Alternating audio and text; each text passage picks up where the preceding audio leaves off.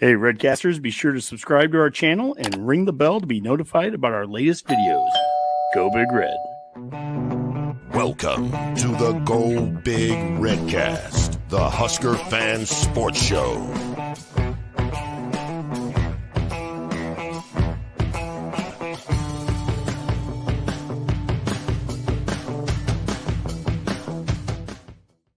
I think it's definitely confidence, and that this team, now we didn't have a starting lineup really this spring, so that'll be a little adversity come the fall when we are going to have to write that, but I feel like this spring prepared us to be able to handle that and to stay together as a team, and if we stay together, we're going to be pretty unstoppable.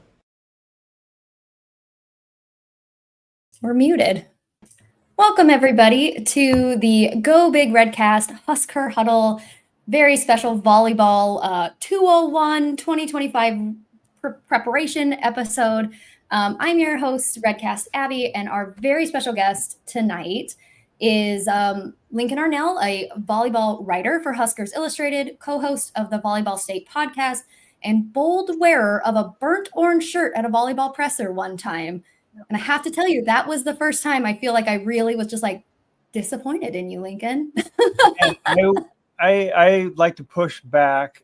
It was a North Bend Central orange shirt.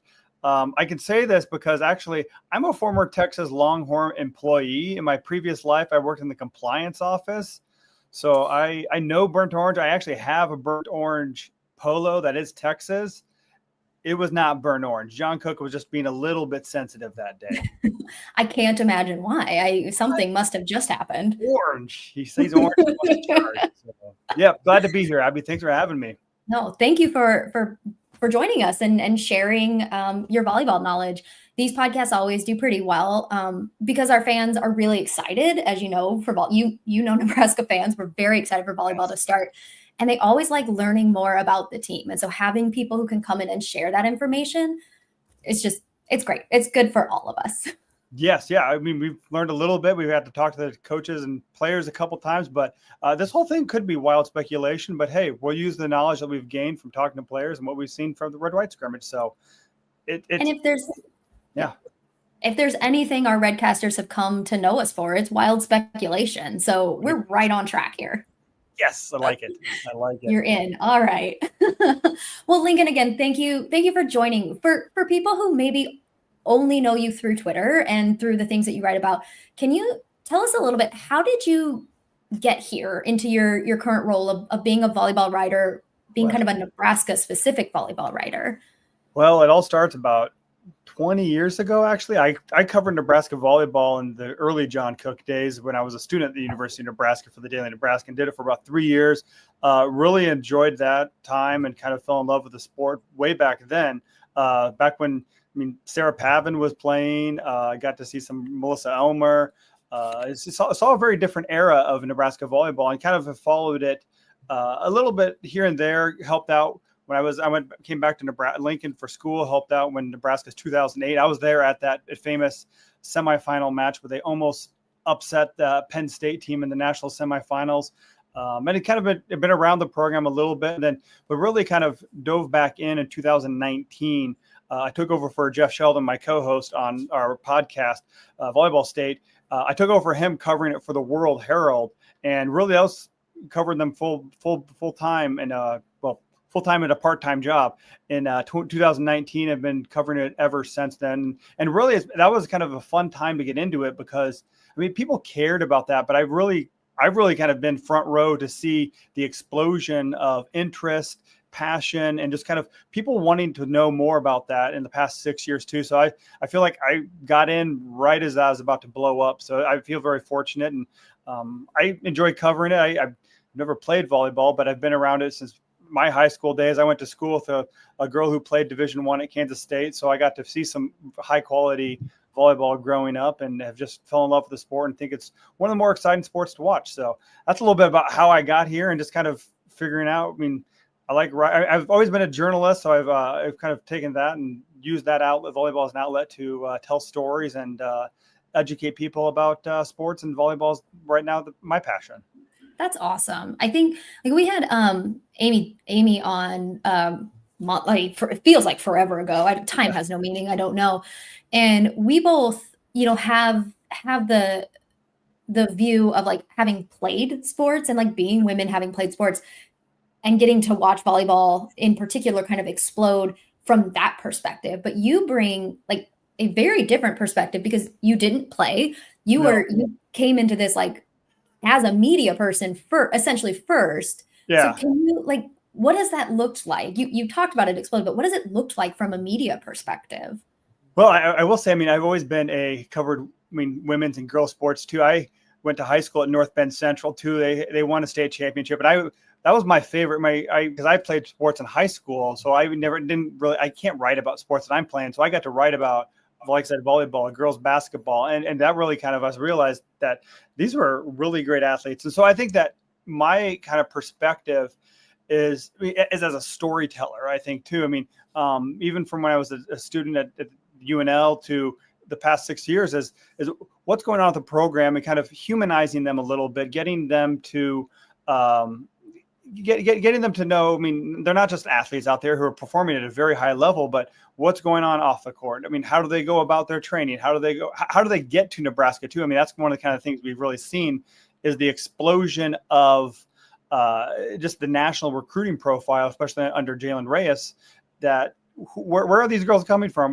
Why are they coming to Nebraska? What attracts them to that? And just kind of the culture that they build through the program. So, that's how I kind of approach it too. I was a very mediocre athlete. I still like to run, but I approach it as a storyteller and how can I think about things differently to tell their story and using my voice. I love that. And I will say, not just because you're here, you do a great job of it. You tell such great stories with it. There's a reason I think that you are a trusted voice for a lot of fans. And if they don't already know you, hopefully we'll start to kind of follow and read more of the things that you are writing, listen more to your podcast. You do a great job of it. Let me just say that. It's kind of weird sometimes. We live in a little bubble. That's like the cool thing about social media is we get a little bit of interaction, but most of the time, writing is a very solid. You do it in solitude. It's me at my desk in front of my computer. Yes, I got to do press conferences like that, but the writing process and the storytelling process happens in a very isolated atmosphere too. So thank you for the comment. It's nice to hear that and get that feedback. Yeah, of course.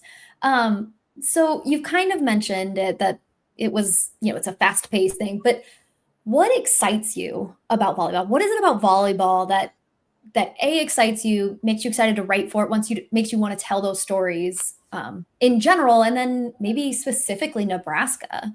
Yeah. Well, I think too, this is what I enjoy about sports journalism too. Because I've worked in news, I've worked in other aspects of journalism too, but sports is kind of, I think it's something everyone can relate to for the most part too. And it's, yes, you have the competition part too, but it's the stories off the court that I really think humanizes them and connects to everyday life too.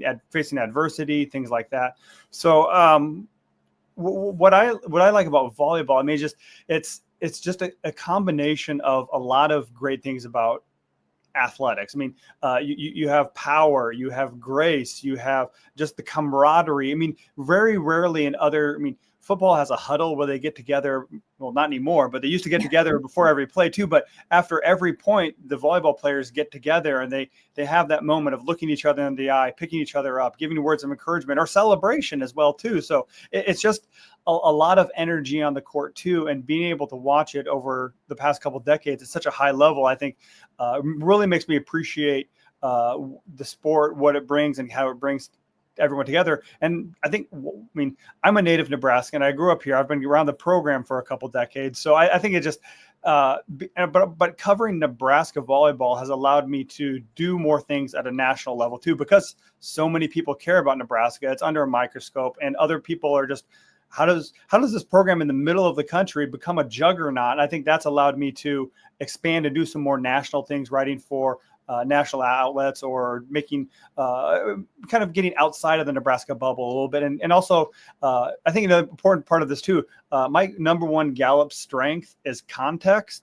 So I think that it's great to know what's going on in Nebraska, but if you don't know what's going on in the Big Ten or even the nationwide, you don't know why did Nebraska lose to Penn State, or why did Nebraska lose to Northern Iowa in this early season I think it helps to have that context too. So that's kind of how I approach it as well too. Is it's great to know what's going on in Nebraska, but you need to understand the context. That way when you why has Pitt made the past 4 Final Fours? I mean, it helps to know what's going on, just so you're not surprised and not living in that Nebraska bubble. Yeah, sorry, I'm laughing at the comments that are coming in. We got a question from Todd about how nice is it that the thing you cover is now one of the most popular sports nationwide. Oh, it's great. Yeah, I mean, I feel very fortunate. I kind of got in, and like I said, it's been fun to watch the thing blow up, and to be at kind of the front row seat at Nebraska covering an elite team has been very fortuitous to be in that position. I've kind of feel like I've been along for the ride as well too.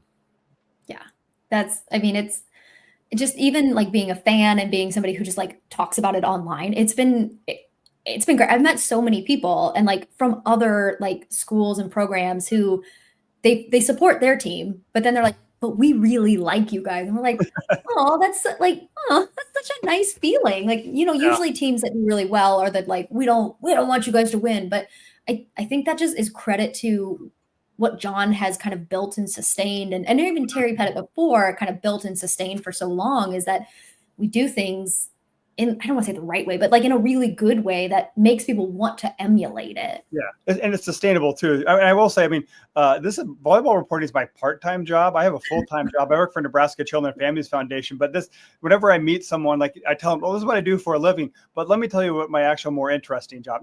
My other job is very meaningful. I enjoy it and very thankful for it too. But it's like, what do people want to talk about in social settings? Let's talk Nebraska volleyball. I'm like, okay, good. I can do that.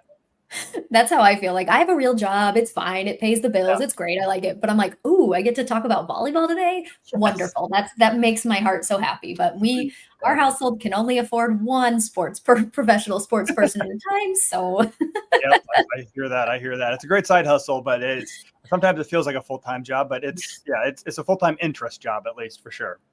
Yeah. So you've covered a lot of volleyball. You've been around Nebraska volleyball. Do you have a favorite match that you remember either covering or that you think like, let me rephrase this. If you're ever in the mood to rewatch a match of volleyball, do you have one that's like your go-to? I think that, because I personally have never covered Nebraska winning a national title. So I don't have that easy answer of, oh yeah, I'm going to go watch 15. Because I covered Nebraska between the 2000 and 2006. I didn't cover that one. I kind of came back, covered some Final Fours in there too. And then I full time since 2019. So I have yet to cover a national championship during that time frame. So I don't have an easy answer for that.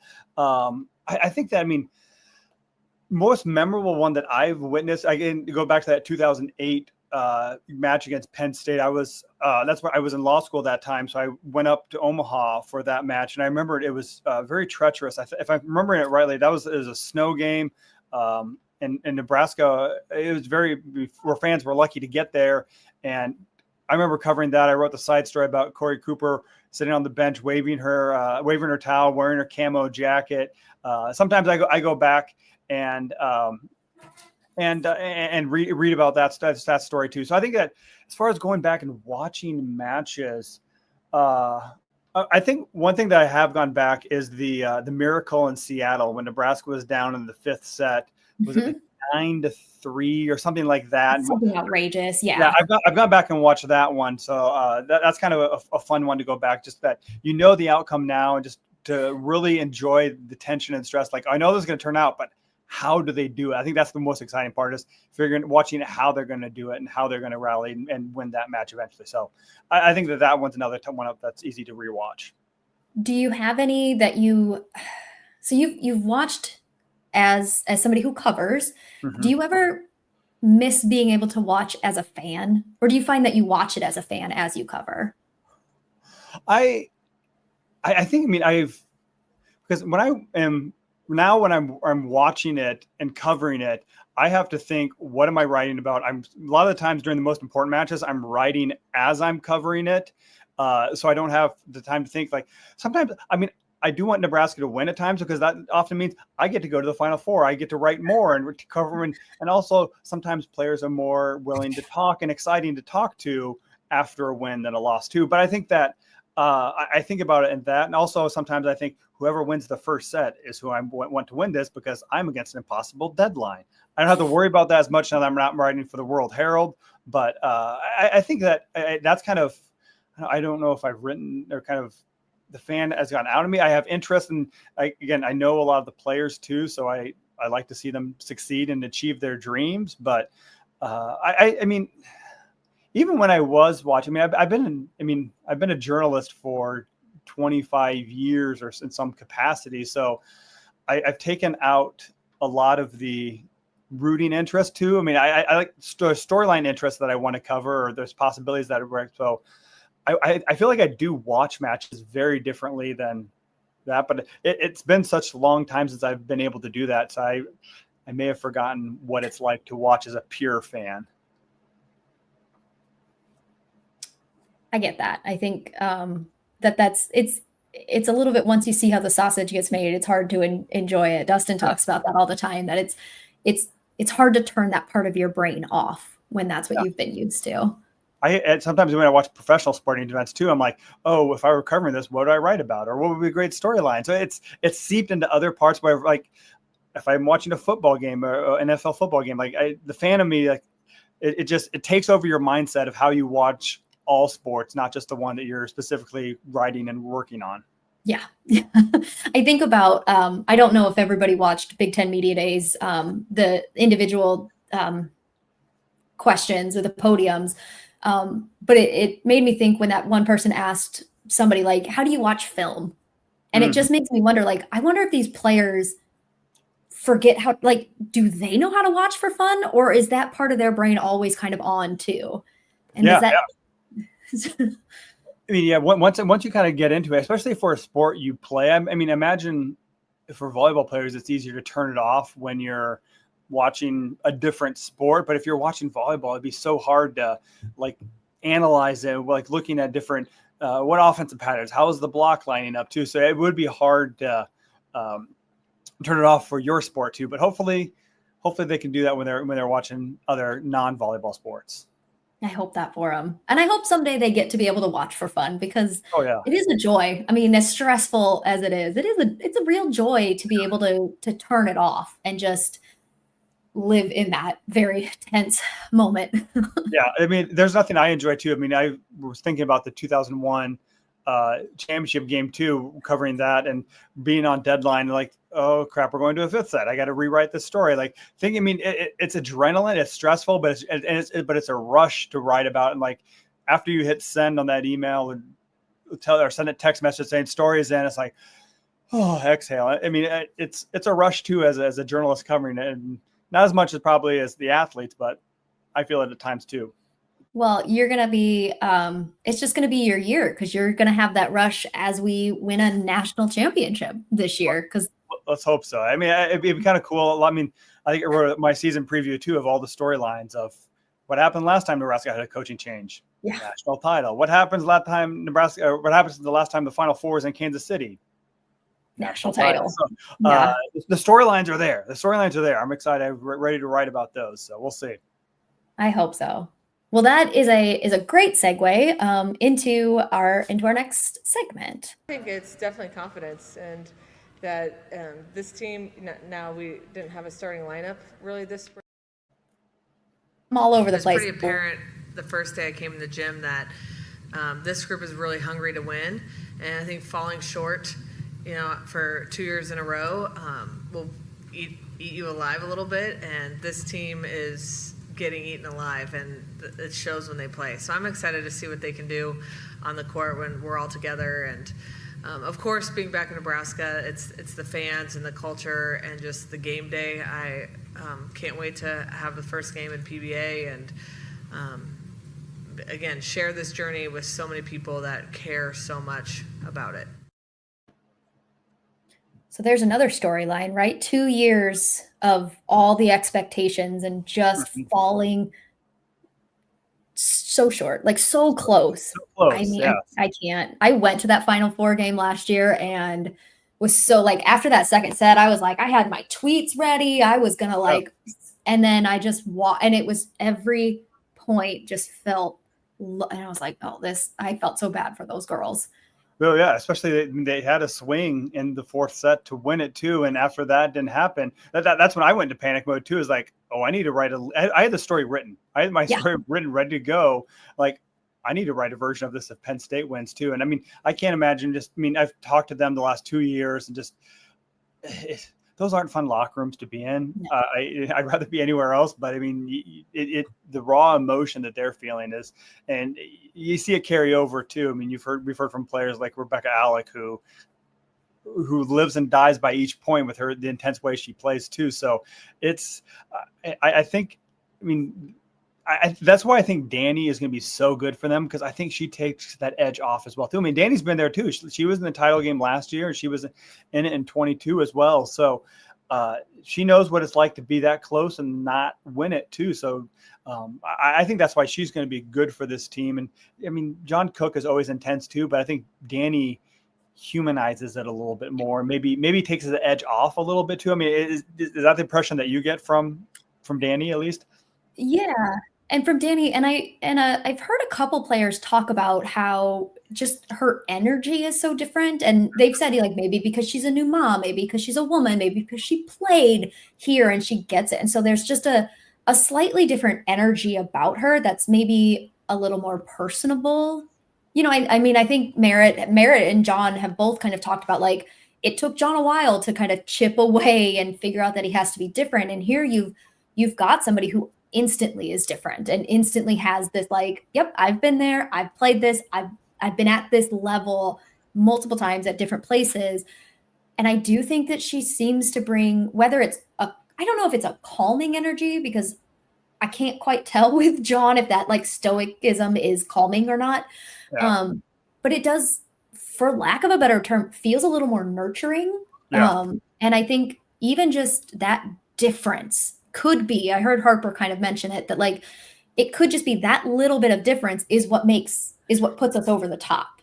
Yeah. Yeah. And I think, I mean, one answer that really has stood out to me was when the polls came out and Danny was asked about that. And she goes, yeah, I voted as number one. We're going to talk about it. We're going to own it too. I mean, just the fact that she's confronting it head on, is not afraid to discuss the expectations, not afraid to deal with them. And I think the way she does it is very disarming. Like, so what if we're number one? We're good right now, but we're not going to be, if we stay at this level, we're not going to win it all. We need to improve and continue to strive for that. So I think that's the energy that she's bringing, kind of the approach that she has to really make them comfortable with the expectations. Whereas, I mean, John Cook, he's changed a lot in his coaching philosophy and coaching approach. I mean, especially in the last 15 years, especially since he became Grandpa John.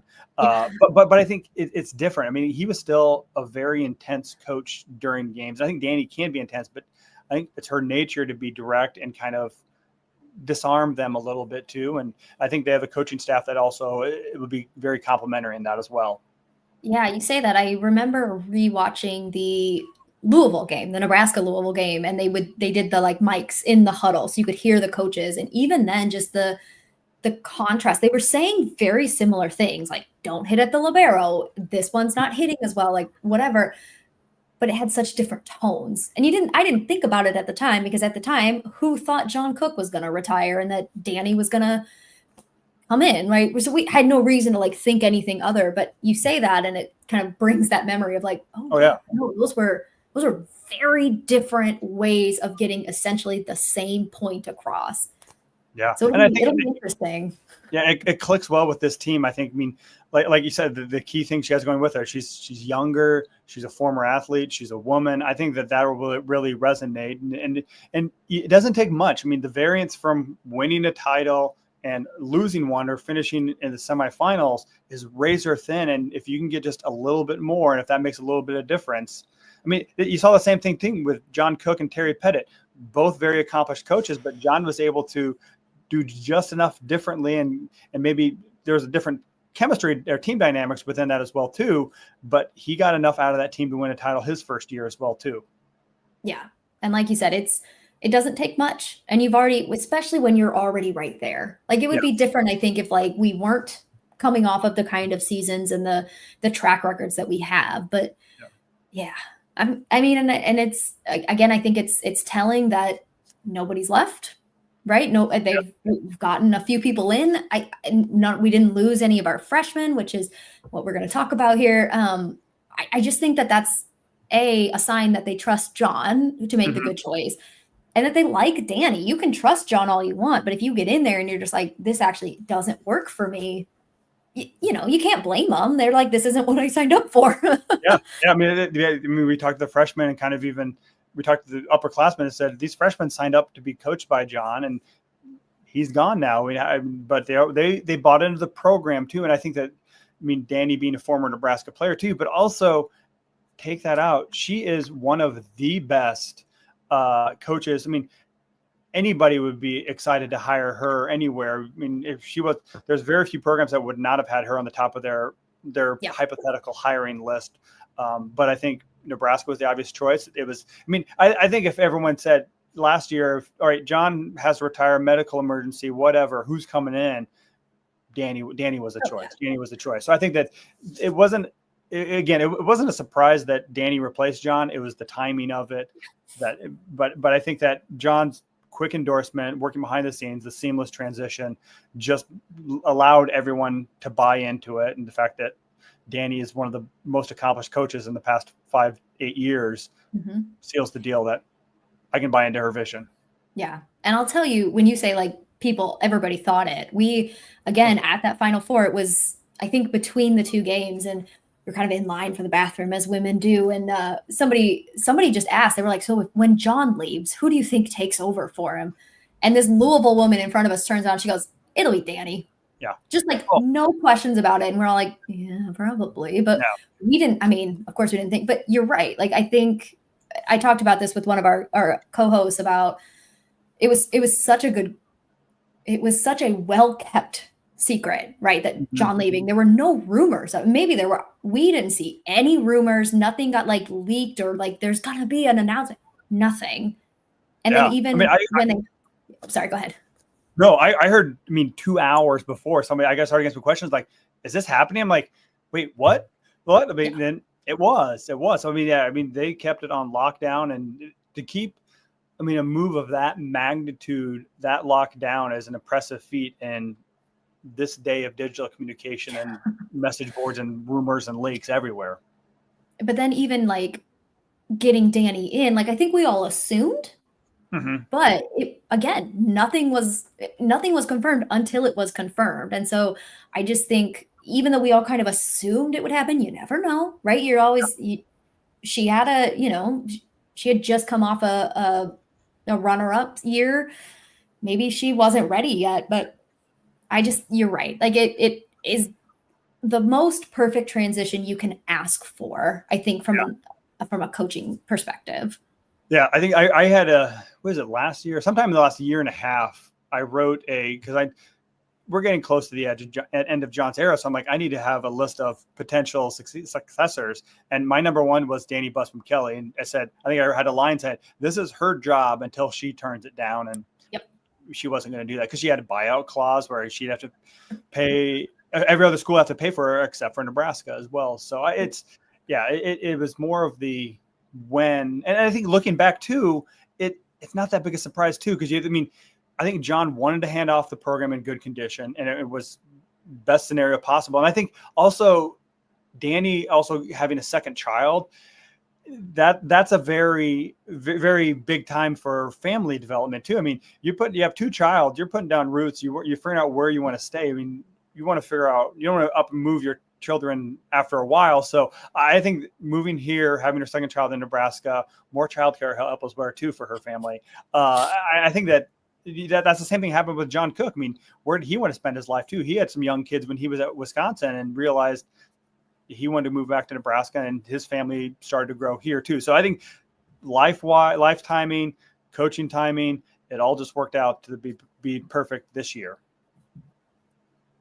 Yeah, I think here's the part that I hate about all of this. You talk about these storylines.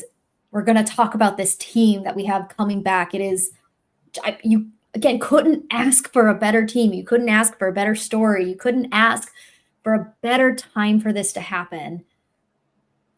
And so you try to like, you temper, right? You're like, okay, the fan in me is like, and I tweeted it like, okay, I watched the first 5 points of the red-white scrimmage and it's like, we're winning a natty. Like there's no other option. We're just winning a natty. That you have to be like, okay, but remember, this is the long season. Yep. It's just on paper right now. It's been a while. I think even last year felt like it could be our year. It never felt quite like a perfect storm right now. Yeah. Well, it really, I think you look at 2023, I mean, that felt like a storybook season. You start with the stadium match, you have the 92,003 people there, and then you end with the most attended Final Four down in Tampa. And that would have been kind of the perfect storybook ending of you have the pinnacle of the sport too, and then you wrap up and ESPN even thought it too. ESPN is falling around for a documentary, which is looking weird on retrospect, but I mean, again, that would have been a perfect storybook season, but Nebraska was one match short. Yeah.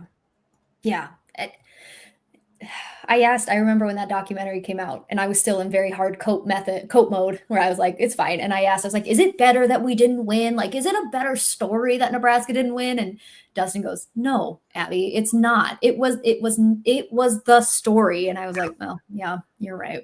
That was a good story. It would have been like if Penn State hadn't won this year, right? Like it with Katie being sick and battling cancer, it's like, yes, you're right. That is a feel-good story. You want that to happen. I mean, we don't, but like as fans, we're like, no, we wanted to. But in terms of story, it's there. That's there. And that's kind of what it feels like we're stepping into this year.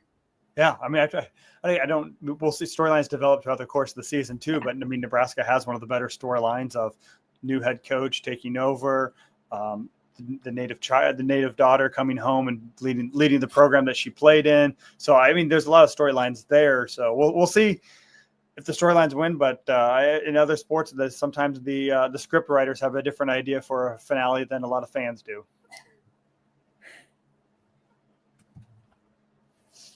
All right. So we'll finally get to what I said we were going to talk about and what we've gotten a bunch of comments about, which is this returning team that we have. And we, as I said, didn't lose anyone in the portal. We lost three seniors.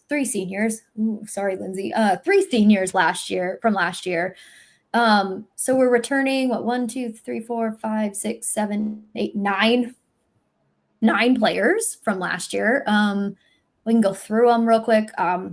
Maisie Bozinger, we expect to be like a serving specialist type of role this year, like a Kenna or a Kennedy Orr type of situation. She'll kind of compete with Carrie Leinbach for that. So yeah, I mean, she'll find a niche role. If not, she's a chemistry person, very well liked, social media manager. She's a social media guru, so she'll put out a great. I mean, she's a good chemistry person. I think any playing time they get out of her will be bonus, and they'll find a nice role. But servant specialist is the most obvious one for her. Okay. Again, these aren't in position order; they're just in year order. And then Rebecca Alec, who is she has just grown on me. Just her personality is amazing. I love her so much. Was put on the preseason All Big Ten team. She was the Nebraska Lifter of the Year. She's been a second team All Big Ten twice. Mm-hmm. What are some of your, I don't want to say expectations, that feels really heavy, but what do you think some of the expectations for Rebecca are this year? Yeah, I think you expect her to take that leap. I mean, you mentioned she's been second team Big Ten. You want a first team Big Ten. You want to see some All-American consideration from her. What does that look like? I mean, she's been one of the better blocking middle blockers in the country the past couple of years too, but more offense. And hey, what is 16 kills out of a red-white scrimmage? I mean, that screams offense too. And that lift of the year shows that she's not satisfied just being a defensive force too. She wants to be offensive. So I mean, expectations from her to take that next leap too. I mean, I think that's being more offensive. We'll find out probably very soon who the captains are. I expect Rebecca to be a captain. I mean, she's she has said that she wants that. That is a role that she relishes and really wants to take on. I mean, I talked to her after her freshman year, maybe. She was a captain for one of the junior national teams too. And she said even back then, her goal would be to be a captain in Nebraska. Just as somebody who grew up and went to Lincoln North Star, went to Waverly, she knows the importance of this program. So I think those expectations for her, take that next leap on the court and leadership wise, and really be the voice of this team, which is a great voice because she's one of the better interviews on the team as well. Too. She always says something thoughtful and great. So, and she was, I don't know if you're like me and have rewatched the red-white scrimmage every day since it played. What? But you're stronger than me. But it's one of those things where if you listen, you hear her constantly. And not just like what she wants. She is calling things out. She's so vocal. And I think that's what I've noticed from her that has increased a lot. And like you said, that really speaks to kind of her leadership potential on the team. Yeah, I mean, even if you're tired, you got to keep communicating. And that's one of the signs you must set your leader to set that standard and live up to those expectations. So yeah, I think Danny even gave her a shout out. One of the late in the match when everyone's tired. She was still out there communicating about the only ones, but that's what you want to see out of your captain, potential captain, I should say. Yeah, I know. Do you think we'll find out at the alumni match, or do you think we won't find out until closer to the actual start of the season? Which is a week away. What am I talking about? Yeah, we'll find. I bet you we'll find out next week, probably. I asked Annie about that. She said they may have the vote at the end of this week too, but with the alumni coming in, the focus is going to be on them and that. Yeah. So we'll see. Unless Danny says, "Here's our captains. Let's roll with it." So I don't know why it's such. I mean, it's a secret. Let's talk about it. Let's discuss it and move on. Once it's announced, it's known. Yeah. All right. So then moving on, super senior Taylor Landfair, who I'll just say impressed me in the red-white scrimmage. I feel like I think I put her as like runner up to most improved from last season in terms of her defense, especially. Yeah, she was a real big force in the net too. Her blocking was really good, especially against, I think the opposites were the storyline going into it. And she had 5 blocks and she's blocking against those highly touted opposites. So I was really impressed with that. And I still don't know if Nebraska's truly unlocked her potential on offense too, because I think she's a different type of hitter than some of the other outsides hitter, where she is great with the slow ball, high ball, where she can really use her length and attack that way. So, but I think, if she's bringing her defense, will get her on the court if she continues to play like that too. And she even made some good passing. She didn't play much back row last year for Nebraska. So if she had a couple of good digs, I thought, at least. Yeah. So if she can continue to develop that, then she'll play her way onto the court with her defense. Yeah. I hope to see, I know that this is also what Danny wants. I hope to see a little less tipping from Taylor. I felt like last year, and you can correct me if I'm misremembering, it felt like sometimes she was a little like slow to get started. So she would tip, and then hit. And it was like, okay, but do that sooner. Taylor, you have a great hit. Like you have an arm, you use it. Just as a fan, that was something that I was like, okay, you've tipped. Let's go. For sure. Because we talked to her last week and she kind of said that Danny is really trying to get her to embrace taking more risks on offense. There's smart risks too, of when the defense kind of got to know her tendencies, and she likes to hit that hard cross court shot too. So what they would do, they would shut that down. And what would Taylor do in response?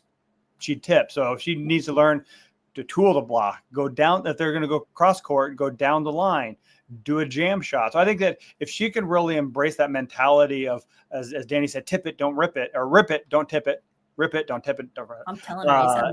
Then I think she can really, that'll get her on the court more. Yeah, I'm excited. I know she's talked about how she doesn't feel like she's reached her best potential yet. And I obviously you want to see that from all your players, but I'd love to see her have another big season. Oh yeah, this is a former Big Ten Player of the Year too. She has this in her, but and for whatever reason, it hasn't really connected. I know she's been through a lot, and physically is a different player than she was back then. So, but she has it in her. She's proven that she can perform at that level. Is figuring out how to get back to that, or at least close to that level. Yeah, so fingers crossed for her. Even though our outsides are about as stacked as you can get. The whole team is. That's fine. Okay, so next is Bergen, who one of our unanimous preseason All Big Ten team, 2-time Big Ten Setter of the Year, 2-time AVCA second team, and she is currently on the 2025 AVCA Player of the Year watch list. Which she's not. We don't know if she's going to start. Yeah, yeah, and she might not even start. Like, who knows? Best setter in the conference might not even play. Who knows? I think it'd be hard not to start her this year, especially given all of what she's done on the court too. I mean, Danny does run a slightly different, and she's talked about wanting to speed that up, and it's a different style than under Cook. But I mean, Bergen's played that style before. It just takes a little bit more to get back to that. She's played with the United States national team, who plays a little bit more up tempo, and she did that with club too. So she has it in her. It's just figuring out those connections with all the new attackers and what they want to. So I think that Bergen also one of the better defensive setters as well too. That's one area that she's really improved, especially in the back row. And I think she had maybe one of my favorite plays from the scrimmage too, where she had just put her hands up in the back row. I mean, sorry, I think it was Taylor that just dumped it right into her. But yeah, hey, I mean, but that's volleyball IQ, knowing what the defense was going to do in that, and just putting yourself in position to make that play. I mean, that's volleyball IQ, which Bergen has in spades. That to me is the one of those untangible things that like, and I don't want to like put down people who are maybe like really new to volleyball or, who and have their opinions on it. I think it's great that people have lots of opinions on it, but that to me is one of those intangible things that Bergen has that Campbell doesn't have yet, that we've seen. And that may just be experience that I haven't seen from like a lot of other setters. Is her defense is she sees the court really well and I don't want to say for a setter, but especially for a setter, because I think there's that idea that like setters don't play defense well, but I think she sees it. I mean, yeah, she reminds me of Nicklin in that regard of like, you could put her anywhere. And I know you mentioned like, you want like, for example, your libero to always take that first ball and not let the setter get it, but Bergen's instinct is to take it. And there's something really special about that, I think. Yeah, and I think Nicklin is kind of the gold standard for defense. I mean, that's why she came back for her fifth year. She was going to be a defensive specialist, back row player, but the team had other plans for her. So I think that, I don't know if she's there yet, but I mean, she's shown flashes and really improved since her freshman year to be not a liability in the back row. I mean, when she is in the back row, I mean, that's what good teams do. They will attack your setter and make them play the first touch. And so I think she has that ability too, and she's an asset back there. And ideally, other people are taking it so she can take that second touch to make your offense run in system. But and I think blocking too, she's really proven to be an asset as well too. Yeah, I agree.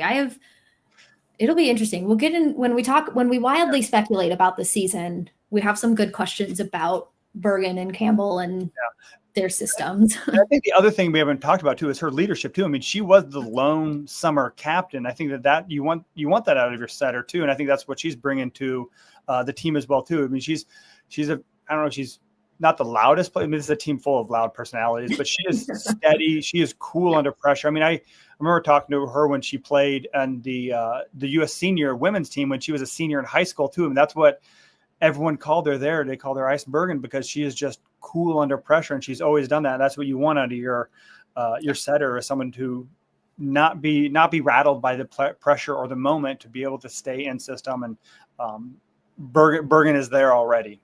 Yeah, I agree. I think, and I agree with you, and I agree with what you said before. Like, I think if somebody comes in and is just that much better, great, that makes sense. But Bergen's so good. And so even to be as good as Bergen, but then do you have those intangibles? Do you have those other things that really set? And I think not trying to be like, I am biased, but trying not to be like, I think some of those is even what maybe set her apart from like Izzy Stark last year, of just like, what extra things does Bergen bring to the court that maybe gives her that little bit of an edge? Because Izzy's an amazing setter. Like, she's a great setter. So there's just something a little different about them. And yeah, she's probably more athletic than Bergen. We'll give her that. And I mean, make sense that Bergen can't because of that athleticism, but Bergen makes up for that in other ways too. And I think with her leadership is a big thing that she does. All right. So the next is fan favorite, Harper Murray. Very similar things. Preseason All Big Ten team. She was on the 2024 ABCA second team, third team in 2023. She's been a Big Ten first team twice. Oh gosh, 2024 NCAA Championship All Tournament team, the Lincoln Regional Most Outstanding Player, also on the 2025 Player of the Year watch list, which I believe she was. She started out on the watch list last year, correct? Was it her, Bergen, and no? Lexi, I know was. I thought we had a couple, and then Andy joined later. Yeah, Andy joined late because she had that breakout season that they need to rectify that. So, but Harper. Well, I still, the one nitpick I have, I thought Lexi was the most valuable player of the regional, but it's hard to get liberos to win anything in those type of awards. It's just not justice for us. It's okay. Harper was great. Harper was a great choice. I won't argue with that too. But my heart said Lexi and my eyes said Lexi. But I think this is a big year. Point backwards. I don't know where I'm pointing. Sorry, I tried to do that in a mirror and it didn't work. It's good. It's good. I said Lexi Potty, P-O-T-Y, Player of the Year. Oh yeah, there's more writing under there. You just can't see it. But I think this is a key year for Harper because I think she was. I mean, you just list off the accolades. A really good player. Her first 2 years too, but now this is Harper's team. She needs to be the engine that drives Nebraska's offense, and I think she'll do it differently than a Jess Mruzik or a Sarah Franklin. She's not a power attacker. Yeah. Harper Murray can do that, but what she's much better at is she has a wider and a bigger arsenal of shots that she can unveil. And it really, there saw it a couple times during the scrimmage too, where she sucked the block in and then just did a tip to the line and just dropped it right where the defense couldn't get to it.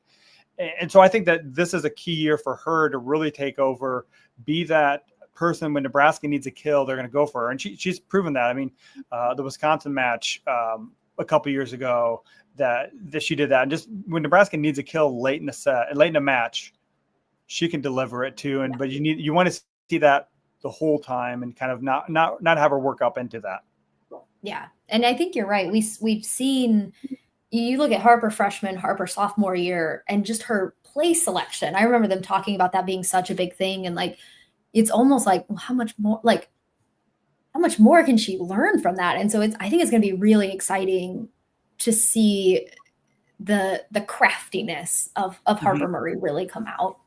Yeah. And the other part that maybe should get as much credit is Harper's also one of the best passing outside hitters. I mean, you want to talk about 6 rotation players, you need to be able to terminate when you need to, attack from the back row, which I think Harper really is one of the better players at doing that. And then 2, you need to be able to pass. And Harper was one of the better passers. I mean, she's like having another libero in the back row when she's back there, that she can really put the ball where they need to run in system and give Bergen or whoever the setter is options to terminate the ball too. So I think that's Harper may not have. I got into some arguments last year when I made my all Big Ten teams. Why I put Harper Murray first team over somebody like a Julia Hansen from Minnesota. I'm like, because Harper Murray was better than Minnesota's libero passing wise too. And I think that doesn't get enough credit. And the argument was over at that point. But I think that's she is one of the better all around players, even though her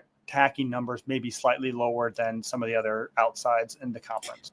Again, it's those intangible things that you can't, they'll show up in a stat, right? But they don't show up in the stats for that position. We talk about how good of a serve receive she is, but that's when you look at an outside hitter, that's not typically what people are looking for. Yeah. Well, that's why we also need to make volleyball metrics accessible to everyone so that everyone can see the passing statistics and appreciate them more. Come on, everyone get volleyball metrics. Who do we have to talk to about that, Ling? We're going to start a petition. I'll start it. That's a Huddle company. We should be able to, come on, Huddle. Let's help us out. Let's go. Okay. I'm on it. Rob, write that down.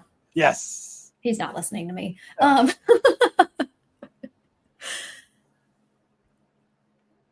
Okay. So then moving on, again, we'll another fan favorite, Andy Jackson.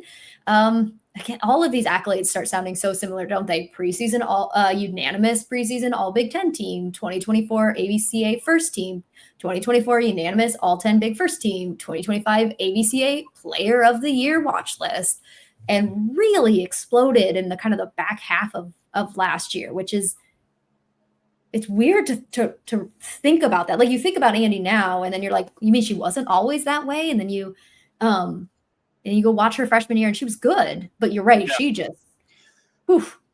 Yeah, we saw a little bit kind of beginning of last year during the summer. She played on one of the, I forget it was U21, or I think it was U21 team that she played with Bergen, and then went up and played the Norseca, whatever, Pan Am Cup or whatever it was. But she played the junior national team, and that's where you really saw that it clicked for her. Is like she was with some younger players too, and who said they looked up to her, and that's was like, oh, I'm good. I belong at this level too. And that carried over to the season too. And she just played with confidence. And when she plays with confidence, I mean, she was really good her freshman year too, but it went to another level last year. And I think it's because she's playing with confidence and knows what she can do. And I mean, even teams have tape on her. They know what her tendencies are. They know what she likes to do. They know when the slide is coming at times too, but still she can jump so high. She has so much speed to get to that pin that it's just unstoppable too. And there's few noises. I mean, you saw this when Lauren Stivrins was playing, but there's few noises in the Devaney Center like after a Andy Jackson or Lauren Stivrins slide kill too. It's again, I think I talked at the beginning, the grace and skill of volleyball. That's that play. That slide play. It's a slide. Yeah. And I keep thinking how unfair it is that she's so tall. It's so unfair. As somebody who's like 5'4" on a really good day, I'm just like, you've got to be kidding me. To then realize that like she hasn't been playing volleyball all her life. No. Right. And you're like, you're kidding. Like, and I'm wondering if maybe that's part of why we're seeing these big increases in skill for her, is because like, all right, she's, like you said, more confident, more comfortable, and just more playing at that level.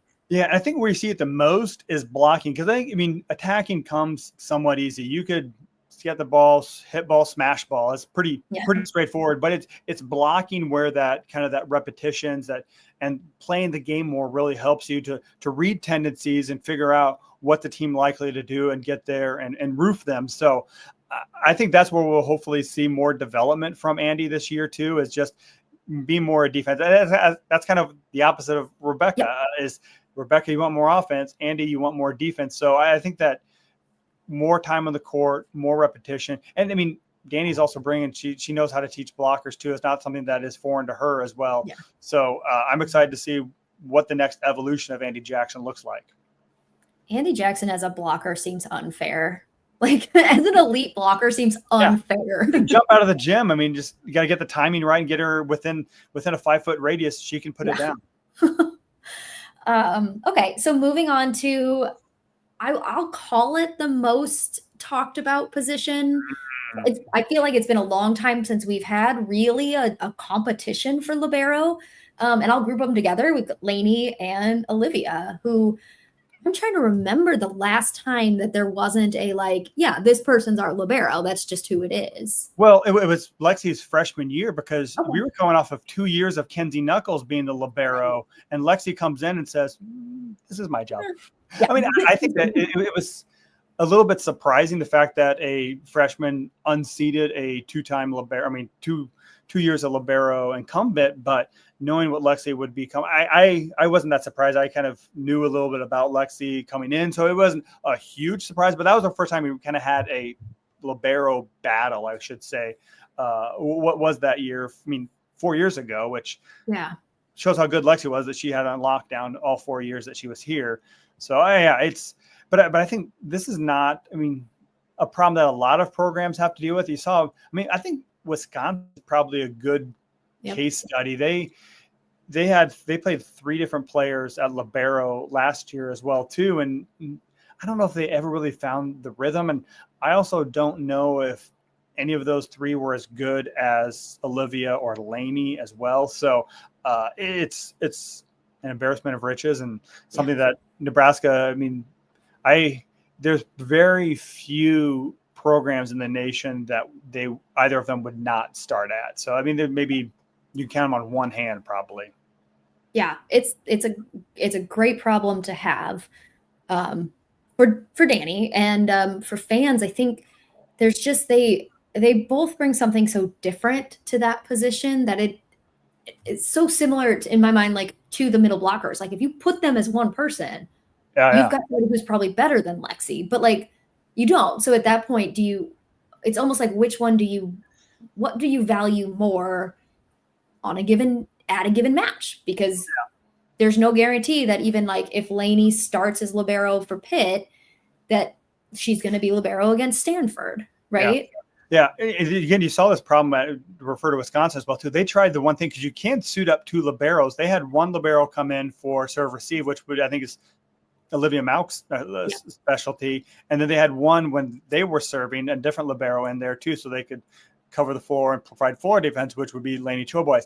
But the problem with that is that you get both of them for 6 rotations, and you lose 3 rotations of them both being on the court and playing the back row as well too, which Danny has said a couple times. We've asked her, and she's always shot down that I don't think she's a fan of the 2 libero approach. So I think you look at, I expect to see both of them, whether it's match by match, whether it's kind of this team's a better serving team, so we're going to give Olivia a shot back there, or this team, they're kind of mid when it comes to serving, so we're going to go with Lainey. Or I think this will be what Danny said during the spring too, what the team needs personality wise. If they need to get fired up, they need to get a little spark. That's Lainey. But if they need nerves are a thing, they need another calm presence on the court, that's Olivia too. So I just because one of them starts the first match, like you said, I think it's gonna be a timeshare almost the entire season too, until we kind of figure out what we're gonna see from them, and what Danny figures out what the roles are going to be for the 2 of them. And just to confirm, because I did get this question, once you start a match with your libero, that's your libero, right? Unless she gets hurt? For the set. You can change by the set. So you could go like Lainey set 1, Olivia set 2, Lainey set. Oh. Yes. You can go by set. And because this happened was that Tennessee had it. You can't designate a different person as a libero as well too, because they lost their libero in the middle of the set against Texas, and then they had to play the rest of that set without a libero until the next set started. They designated someone else to be that person. So liberos are set whenever you turn in your lineup card at the beginning of each set, you designate who the libero is going to be, so you can do set by set. Okay, that's an interesting wrinkle. Yeah. It opens up a whole new Pandora's box of what you can do with that position too. But like in case of injury too, if we're having hypothetical, if libero A gets injured, you can't have them get replaced. So Nebraska has enough defensive specialists that if a libero were to get hurt, they'd be fine. Yeah. They would just sub and they count one of their subs. And I don't think Nebraska is going to be running a 6-2, so substitution should not be an issue for the team this year. So, yeah, there's lots of libero possibilities. I don't expect to see them to be a problem in any hypothetical. That's so interesting. And that was one where I thought it was just like, I think once it's set unless you get hurt. So even, add another wrinkle, battle on there is like, if the first set doesn't go well, what do you do? Geez. Yeah. Cool. Really glad we don't have to make those decisions. Good luck. Yeah. That's why they get paid lots of money to do that. Yeah. Good luck. Yeah. So then we're going to round out our returners with who I genuinely thought was kind of the most improved from last year, which is redshirt freshman Skylar Pierce, who I don't want to say I didn't have expectations. I didn't really know. You don't really know how much you had heard. I had heard that she had improved a ton in the gym over the offseason, but you don't always know what that looks like. And then you've got all these new players making this big push. You've got your returners making big pushes. I was so impressed with Skylar. I was just like, yeah, no, that's right. That's right. That's who she is. You see, we saw her last year in the red-white scrimmage, and then she's on the bench the rest of the year. You don't get to see her in action anymore, and we didn't get to see that many practices. So she's out of sight, out of mind too. So you forget, like, what did she? Hopefully she'll get better. But she's still practicing every single day. She's in the gym. working on her skills. So yeah, I thought she did take a step forward too.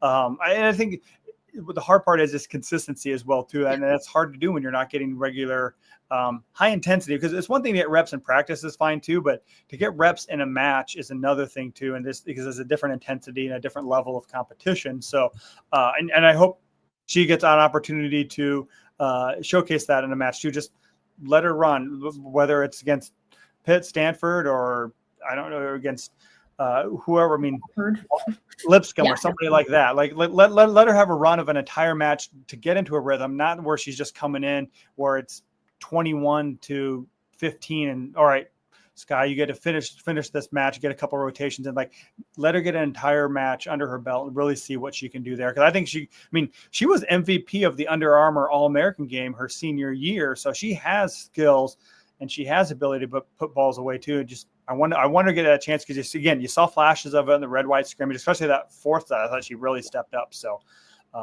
yeah, I just want an opportunity for her to get to showcase that. Yeah. Okay. So those are our returners. That's a whole show right there. That's the whole show. That's the returners. Right. Oh, wait, no, we have 7, 8, 9. Wait, no, I don't know. How many? 1, 2, 3, 4, 5, 6, 7, 8. I was close. 8 new people coming in. So we have a whole nother team. Oh. Can I tell you, this stresses me out a little bit. Like, it's so great that we have all these players, but it just it stresses me out because we don't need to look into the future too far, but like, you don't ever want people to leave. You want them to buy in that this is a team thing, but they're talented young student athletes. Yeah. I mean, but again, they sign up, they have to know what they signed up for when they come to Nebraska too, that they're going to compete against a high level. If you want to play, you have to earn it. And I mean, some of them are coming for 1 year, 3 years, 4 years. So we'll see, maybe 5 years. I don't know, but we'll see. But it's a great problem to have too. And I think, to me, this is the deepest that Nebraska's ever been, because I think, one, this is the biggest roster they've had more than a decade. And two, this is also the first year of the new era of no more 12 scholarship limit, where you can have more than 12 scholarship players. Where Nebraska's had big rosters before too, but there's always usually a drop off. I mean, not always, but usually a drop off when you get down to the walk-on portion of the roster. But I mean, you got 13, 14, 15 are top 20 national recruits that are coming in. And they're able to, I mean, they're all state players. So it's a depth that I've never seen on a Nebraska team before. Yeah. We joked that we have the number 1 preseason team and like the number 9 preseason team. Like, we have that talent, and it'll be we'll get to that. Let's not get ahead of ourselves, Abbie. Let's talk about these players. So starting, I'm going to mispronounce some of these names. I tried to put like pronunciation guides in here. So this is on you. Okay. So first, writer. I should say that too. I'm mainly a writer. But hey. No, it's much easier when you just say it, like just write the words down. Ali Czech. Yep. Is that right? It just is? Like, okay. Just like the country. Yeah, it's a Czech. That is the pronunciation I gave because I thought that was correct. All these silent letters we have. I do have my media guide here with all the pronunciations, so I'm ready to roll. Smart. You're so smart. I need that. I'm just going to steal one from somebody sometime.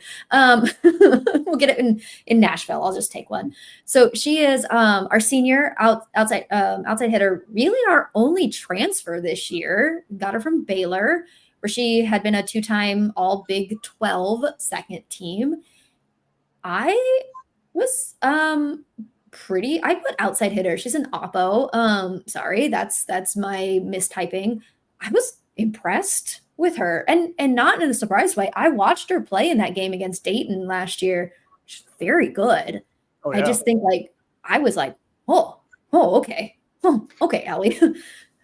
Yeah, you don't turn into too many big ESPN Plus matches to watch Baylor too, but she hits the ball hard. That was one thing that I really took away from that match too, and also a left-hander, and I think that could be a difference maker when you're playing opposite too. She's, like you said, they got 4 years of playing in the Big 12 too, so she knows how to compete at that elite level too. So I'm excited to see what she can do. And I thought she was going to be. I mean, we saw Ryan Hunter in the spring. We'll talk about her, but like when they added her, she was a natural thing to help bridge Nebraska, provide some experience at that position as well too. And so, I mean, it's hard. Merritt Beeson is a very unique character to come in as a transfer, be a captain too, but she'll provide some more leadership and experience on this team as well, being her 5th year of college volleyball. Yeah. It's that thing of like, she's really good, but like, where does she fit in this? And we'll get to our other one, but it's also funny that we went from what felt like, I think, a perception of like, who is our outside hitter? Or like, who's our oppo going to be? You've got Skylar, who's kind of practiced at it. You've got Ryan, who's amazing, but coming off this ACL injury. Is that it? Like, who is going to do this? To now just being like, well, let's just play them all. Like, why don't we run a 6-2 and let all our right sides hit? Like, yeah, and they're all different too. I want to correct myself. Alice is only out his 4th year, but still as a 4th year senior, she's really good. Yeah. But I think they all bring something slightly different too. So I mean, it's kind of like the libero position. What does Nebraska need to do this, and who has the hot hand? Let's ride with it. So it'll be fun to see where Allie and I think the other thing that's hard too is that she graduated from Baylor in late May, and she's only been on campus for a month or two. So it's getting that chemistry developed and figuring out what she needs, develop those connections too. It'll only get better as the year goes along. Yeah. And probably very similarly in terms of that relationship, that chemistry is our Italian transfer. I don't really know what we call Virginia in this. She's a newcomer. She's a newcomer. Okay. Yeah. She's technically a freshman, but she has 3 years of eligibility. Yes. Okay. But again, at this day of the NCAA, what who does knows that mean? what lawsuits will come. I mean, everyone could have 5 years of eligibility soon enough. So I think, they're labeling her as a freshman, but as of right now, the NCAA ruled that she's 3 years of eligibility because she's played a professional year or two. I mean, I get it, but like, meh. Yeah. Also, so I'll say this. I feel like this is a safe place to say this. I've seen some of the conversation about like people, I wasn't that impressed, all of this. And I kept thinking, really? I mean, like you said, she's been here a month, guys. She's been here a month, and she is going up against people who have been practicing against her for a month. Yes, I understand that like when it gets really predictable, you kind of know where she's going to hit. But my goodness, when she gets on top of a ball, she hit one that I swear just went straight down. Oh, yeah. And I was just like, well, there we go. That's what she's here for. I was impressed with her too. I mean, I don't know. Again, this is where developing that connection with the setters will improve, because I think some of the balls that were set to her didn't do her a lot of favors, where she had one shot and the one shot was into the block. Yeah. I mean, she could have tipped a little bit more, but I'd rather her get blocked than tip or something. I don't know. Yeah. That's a conundrum to be in. But I thought, especially that first set, she came out, her first hit was solid. Her serve is nasty. So I mean, again, she's been in the United States for a little over a month or two. So I mean, not only yes, she's played professionally, but she moved across the world, moved here knowing no one. I think she had met Jalen Reyes in person once and had some phone conversations with some other players too, but moved here and just adapting to the cultural impact and differences, I think, is a big thing too. So again, this is the worst we're going to see her probably, and she's only going to get better. So I think I was impressed too. I mean, yes, she got 8 hitting errors, but Nebraska never has a clean offense because she's playing against players that also know her tendencies as well too. So I think you take the good and say, all right, that's something to build upon. Yeah. So that's, again, and I think that's where when I say like, well, and you'd be hesitant, it's like the red-white game, especially this red-white, kind of a practice scrimmage type thing. You don't know what this is going to look like when we're in the real thing. And, so I'm excited for her. I love that she's so tall. I was a little nervous, I'll admit, when the rumors started coming out that we were going to go after her and that we'd gotten her, because it was just like, more people? It's just that, right? Of just like, oh, less playing time for everybody? Okay, sure. Yeah.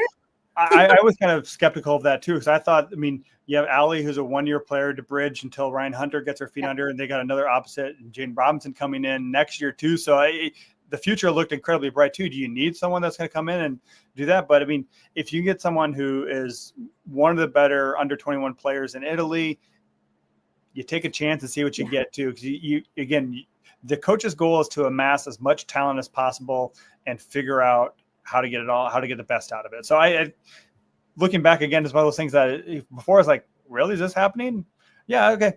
We'll see how it goes. And I've talked to her and she is a sweetheart. Hopefully we get to talk to her again here soon. But after she committed, I mean, she's just one of the nicest individuals, and seeing her and Andy Jackson explore American culture, I think that should be its own TV series. It's just hilarious. And they look like they have a great connection and bond already. Somebody needs to sponsor that. Like, let them do a TikTok series on it. It will do wonders. Let's go. They went to an Italian restaurant here in Lincoln this weekend. I mean, there's enough Italian restaurants. Someone can sponsor this too. Yeah. Da Vinci, somebody. Come on. Somebody's got to sponsor this. Come on, Lincoln. Get it together. Valentino. Oh, God, let's not. No. Yeah. So then, okay. You know what? Let's do it. Since we're talking about our oppos, let's talk about Ryan Hunter, a true incoming freshman, who I think became a standout in the scrimmages, not scrimmages, but exhibition against Kansas. Yeah, where she just really hated that volleyball. Really made it clear. Oh yeah. Yeah. She can jump and she is quick. And I think, I mean, we mentioned it a little bit before that one of the concerns coming in is she did tear her ACL the spring of her junior year. So going into her senior year, she didn't play at all because she was recovering from that too. But I also saw pictures that they had a lake day and she was out there on the wakeboard or boogie board, whatever it was too. And that's not something you do if you have any concerns about your knee stability. So I think she's fully recovered from that. And but again, the problem is you get three opposites. Only one can really play unless you're on a 6'2", which again, I am highly skeptical of that. Yeah. But she is quick and powerful, and like you said, she hits the ball like she hates it. So it's the potential is sky high from her, and I'm really glad to see her bounce back because you worry about those injuries, how they're going to do. And especially in a sport like volleyball where there's so much quick movement and so much pressure on your knees. And I'm with you. I was, again, very hesitant. It was just like, this is our oppo. And now it's like, oh yeah, she's our oppo. And I remember after that game, and I think even I don't think we had gotten Allie yet. Or no, I guess we had. Yeah, Allie committed in January. Yeah. That's right. But we hadn't gotten Virginia yet. And I remember thinking like, you can't redshirt Ryan Hunter. She's too good. You don't redshirt her. And now you just think like, well, but do you redshirt her? And we can have that conversation when we get there. But it is like, man, she's so good. She's so good. But there's with her, and I think probably similar to Skylar, there's a little bit of a consistency that you'd like to see improved. Yeah, that's kind of the biggest thing. You saw that Kansas match. She lit the world on fire too. Came down to earth against South Dakota State too. I think she had bright moments against the red white scrimmage. And I think the biggest sign of improvement was her blocking too. She had 3 or 4 blocks, and that's what you want out of your opposite too, because they're going against the other team's outside hitters, and you need that physical present as an opposite too. So I mean, she's not as big as Allie Czech is 6'4". Virginia is 6'5". I think she's closer to 6'1", 6'2", but I think she has the best leaping ability of all three of them, even after her injury. So the potential is there too. And I think again, the more volleyball she plays, the better she'll be. And you just think she's already leaping that way. What is she going to do with another year of college strength and conditioning under her belt? Yeah. Her ceiling is beyond, I think. Mm-hmm. I agree. All right. So then we do only have one incoming actual outside hitter, don't we? Of Terea. Got it. I just put like a ray of sunshine. Terea. I love. You know what? That's a much better way of thinking about Terea Siegler, who. Yes. I mean, you say there's only one player. Like, what are we doing here? Yeah, number 1 overall recruit. But they really didn't get another one. But yeah, she is again she is going to be a force to be reckoned with in that outside position group too. And again, after watching her in the red-white, watching her this spring, it is going to be difficult to keep her off the court. She's again, I think she's the second best passing outside hitter behind Harper. But also is a very different player than Harper. And she's kind of more in the Taylor Landfair where she is a power hitter and can really thump the ball too. So, and I remember watching her in Ord. She had a back row attack and she terminated that ball and made that ball regret being made in the factory. We love players who hate the ball, but Terea is the one, if I remember correctly, that John basically comped to Michaela Fecky. Yeah. And he was like, whew, he doesn't give those comps out easily. Yeah. It's she hits the ball, sounds a little bit different when it comes off her hand too. And she, like you said, she is a power hitter and really it has proven it again with a great club, won some national championships, and also she's proven it with the junior national team as well too. So really excited to see the potential that she can have. And again, it's a question of what's her role going to be. I mean, she's in that mix with Taylor Landfair and Skylar Pierce of who's going to be outside hitter number 2.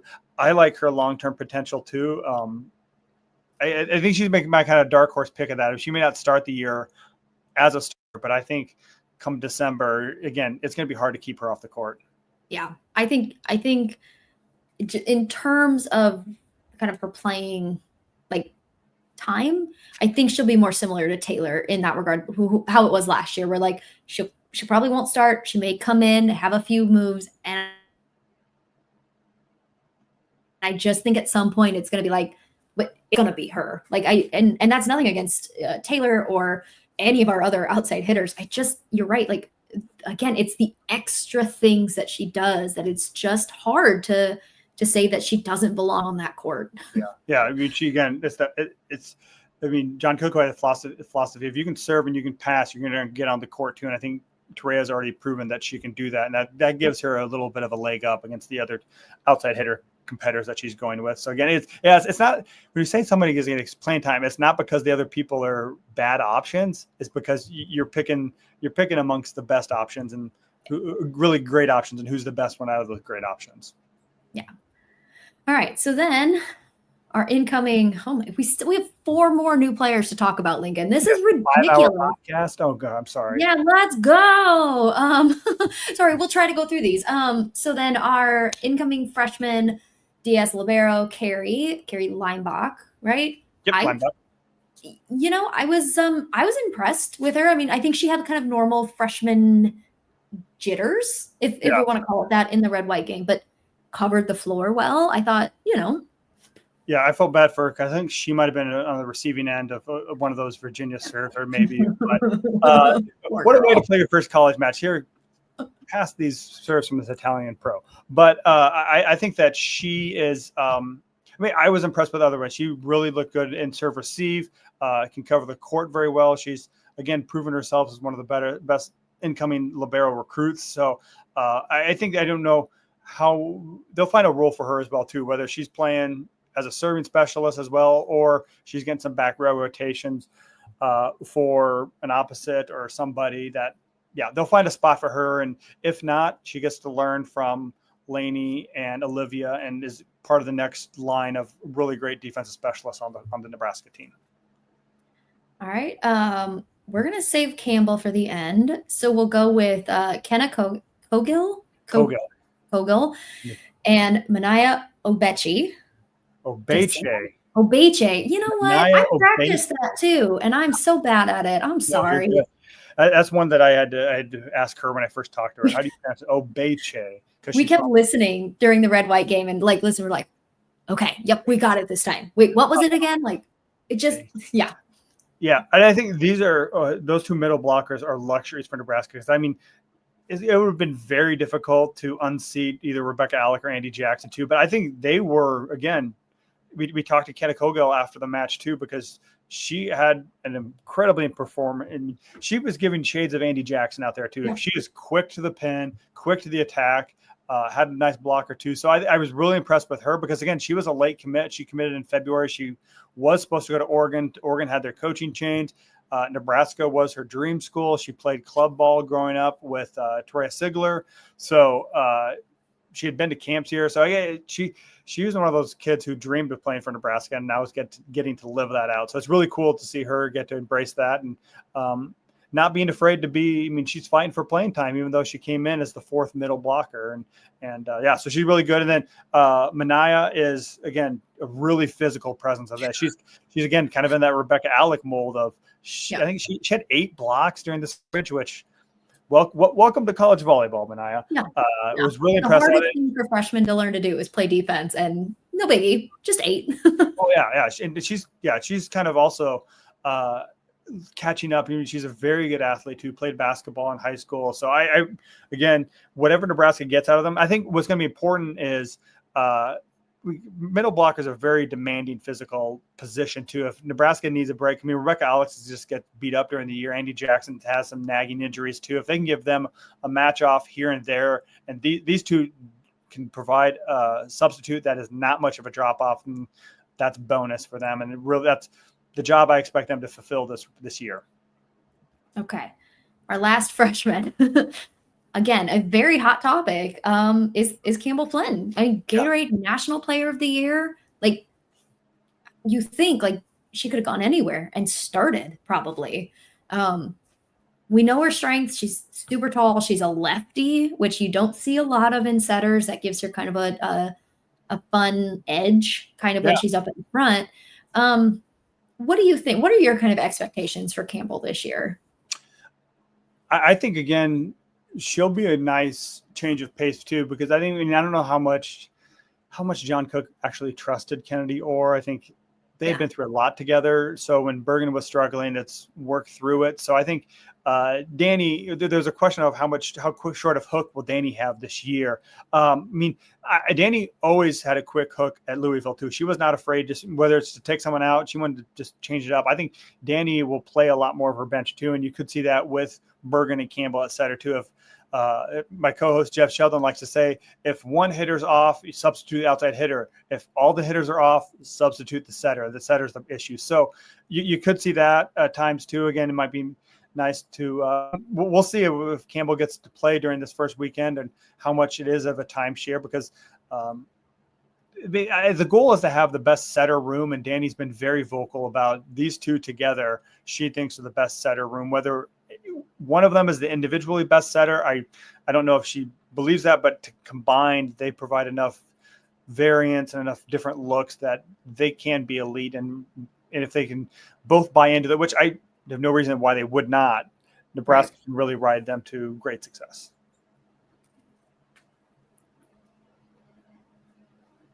Yeah. Okay. So we'll skip the coaching staff because we've talked so much about Danny. I know. Sorry. I mean, we can. We're only at an hour and 20 minutes. We'll say the one interesting thing is Brennan Hager comes in as a graduate assistant. Yes. He's now working with middle blocker. He has a fascinating story. Grew up in Wyoming. Never played. I mean, he was a volleyball player, but never played a competitive match. Went and played in college. Was an all-conference player there, and his dream job was in Nebraska. He's kind of has family out near the Scottsbluff area, so I got to talk to him and tell his story a little bit too. So, and Danny kept him on. He was named an interim after Jordan Larson left, and Danny says, "Yeah, let's give you a shot." And so I think that's great trust that Danny has in her abilities, but also in Brennan's abilities to really. Tap into his potential and see that. So I think that's as far as coaching. We know Jalen and Kelly, they're known commodities. Danny, we've talked a lot about, but Brendan Hager, I think, is the cool part, the cool story on this staff, and to see what he can do with the middle blockers and really connect with them, because he's mid-20s, he's a young guy, and this is his first full-time coaching gig. So no pressure, but he seems to be thriving in it. Yeah.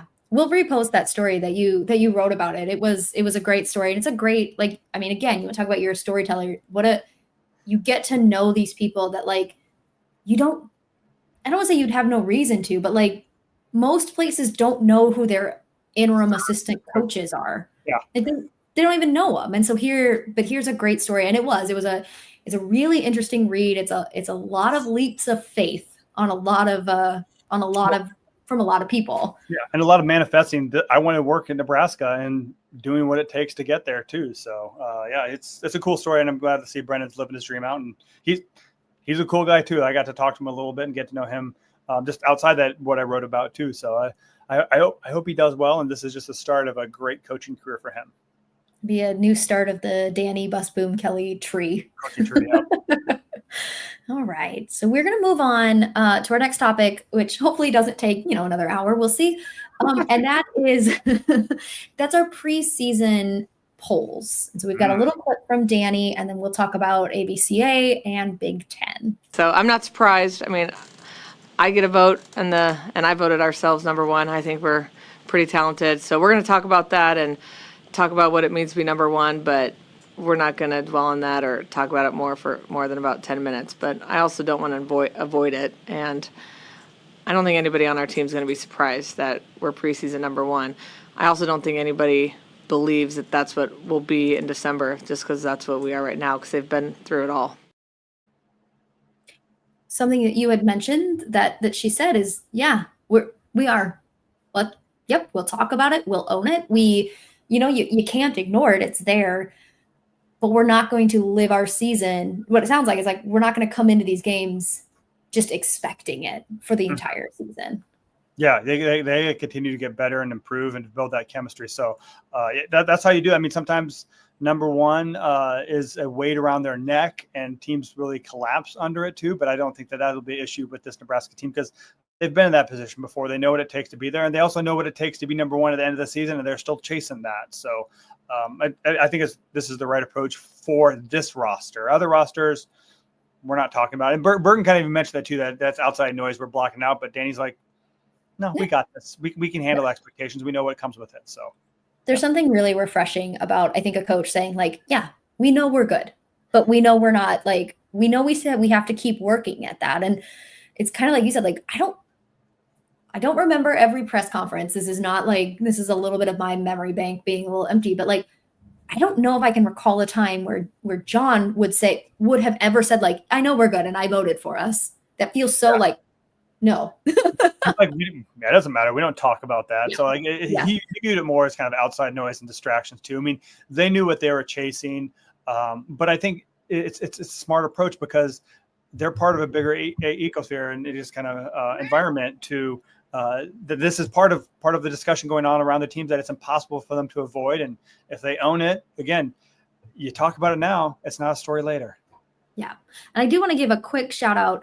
Randy Silver with NTV News allowed us to share that clip from her presser. And so really, really appreciate that. Thank you, Randy. And can't wait to see more of what you're doing. He's relatively new, I think, to the Nebraska sports media page. So thank you to him. I put this up. So this is, that is a little hard to read. I apologize. Of our preseason poll of where we're at. So we've got Nebraska number one. This is ABCA. So Nebraska 1, Penn State, somewhat controversially to some, at 2, Pittsburgh, controversial to me, at 3, Louisville 4, Texas rounds out the top 5, and then Stanford, Kentucky, Wisconsin, Texas A&M, and SMU round out the top 10. I think I tweeted out my list of who I thought would be top 10, and I think I got all but one. I think I did not have SMU. I think I had UCLA in the top 10 instead. I'm bought in on their transfer class. That I'm just like, they were one of my first teams out of my top 10. 18 teams seems low for UCLA. I'm with you on that. Yeah. But I think, my top 10 was all there, different order. I will be honest, and I'm curious. I don't know if I'm as high on Pitt this year. Yeah. I think I had Pitt 5 in mine. When you got Olivia Babcock coming back, the reigning player of the year too, she's going to win you a lot of matches. I think their big question is at setter. They lost their setter from last year, brought in Brooke Mosher, who is a setter at Illinois.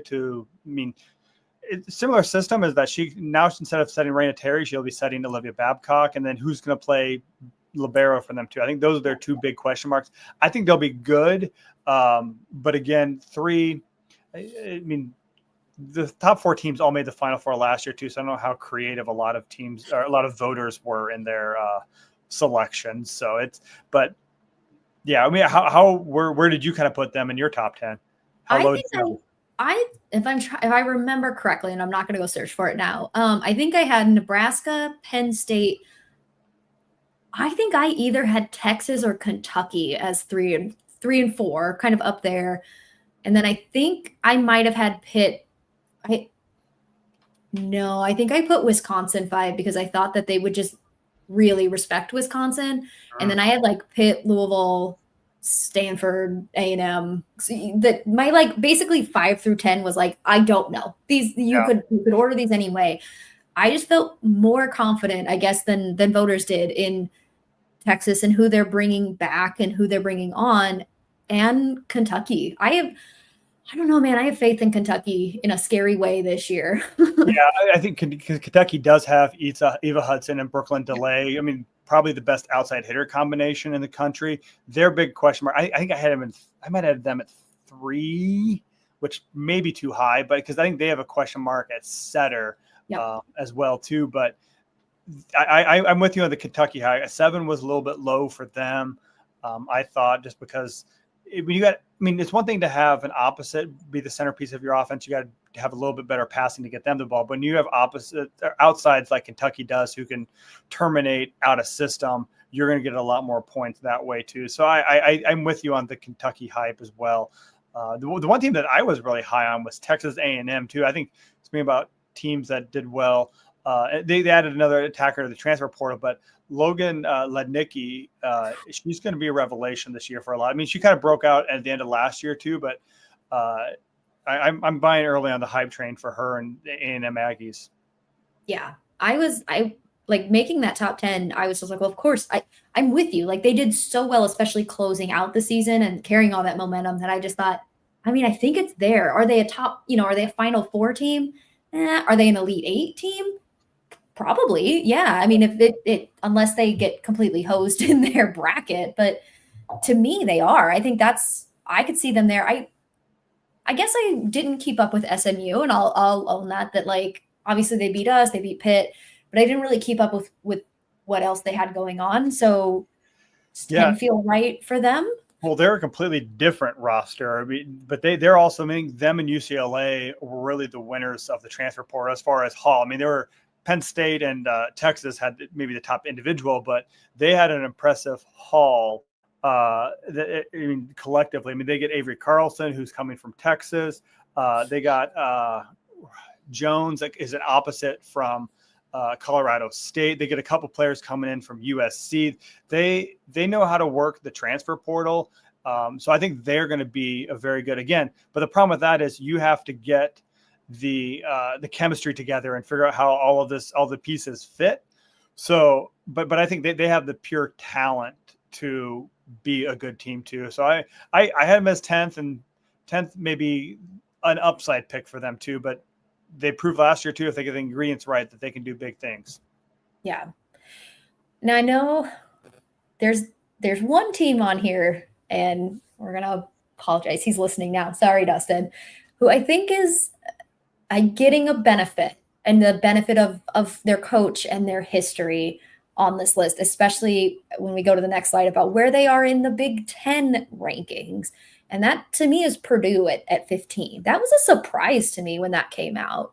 Yeah, I thought they were a little behind them. And honestly, again, I don't know if a listener of this podcast may be biased or not too, but I thought Creighton was a little bit high, but Purdue, those are the two teams that stood out that got a benefit of the doubt because of their recent success. And Purdue's case, I mean, Dave Shondell has really proven that he knows how to win the Big Ten too, but they were decimated by the transfer portal too, with both Hudson and Chacoin leaving out. I mean, speaking about great stories too, I think he wrote a great story about the aftermath of all of that and what went on. So we'll plug that. That's a good read. Yeah. If anybody is interested in what happens, essentially the opposite of Nebraska, where instead of losing nobody, you lose your, all Americans, you lose a lot of talent, and a little bit out of nowhere. I don't think that's a surprise. Purdue's a great example, and it'll be really interesting, I think, to see. He's very high on his team, right? Yeah. I think he really enjoys the players he has now.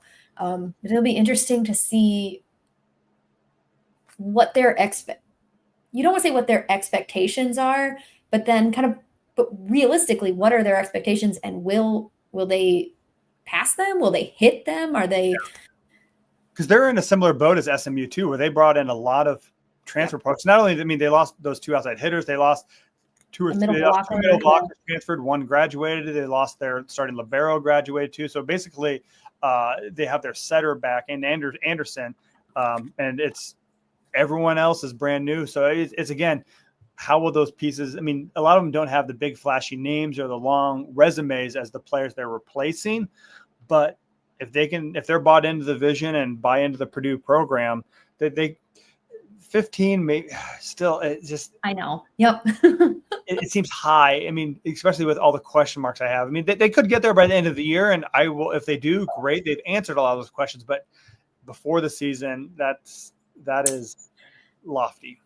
Yeah, yes. And I think that is I'm with you on that. That's a that's a faith in Dave Shondell kind of pick. Yeah, Creighton was a little surprising, not just, and I they lost some key players, but then you lost your head coach. And it wasn't like Nebraska where you replaced your head coach with another really good coach. They promoted, right? Their assistant coach. Is that right? Yeah. Yep. Brian Rosen comes. He was only with the program for a couple of years too. And he comes from the Division II rank. So he's not even a long term, but I mean, he is again, very respected in the industry. And Kirsten Bernthal Booth trusted him too. We had her choices of who to hand the program off to. And I think that they trust him, and he's really, I think, been a key part of their success the last couple of years too. But yes, I think they're going to miss Norris a lot, but who they're really going to miss is Kendra Waite. She was the engine, and she was the playmaker that really made them an elite team. Yeah, I agree. We joke. I think a lot of Nebraska fans joke about our feelings towards Creighton athletics, but from a volleyball perspective, like I want them to be good. Like I want the state of Nebraska to be the state of volleyball. And so I hope that they could live up to that. I hope they live up to that ranking. They have the benefit, and that feels so like I'm talking down, and I don't mean it to. They have the benefit of their conference, right? That they're in the Big East. There's not a ton of competition of other teams of that caliber in their conference. So you really hope that their preseason games, really out of conference games, are good. Well, they open up with Penn State, Texas, and Kansas. So good luck. Yeah. And they play Kansas twice as well and play at UCLA or USC, I should say. And they got Louisville as well. So they're going to learn a lot about their team very quick. But like you said, I think those early, I mean, they may take the Kentucky route this year too, or they may get beat up in the non-con, but get the ship righted, learn their lessons, learn who they are. And by the time the Big East rolls around, they could burn right through that and win their 11th straight Big East championship. So you wonder what that, but I've heard good things about, they got a transfer setter in from California, Mater. But again, that's a big question mark, and putting them 12 with that big a question mark for me is lofty.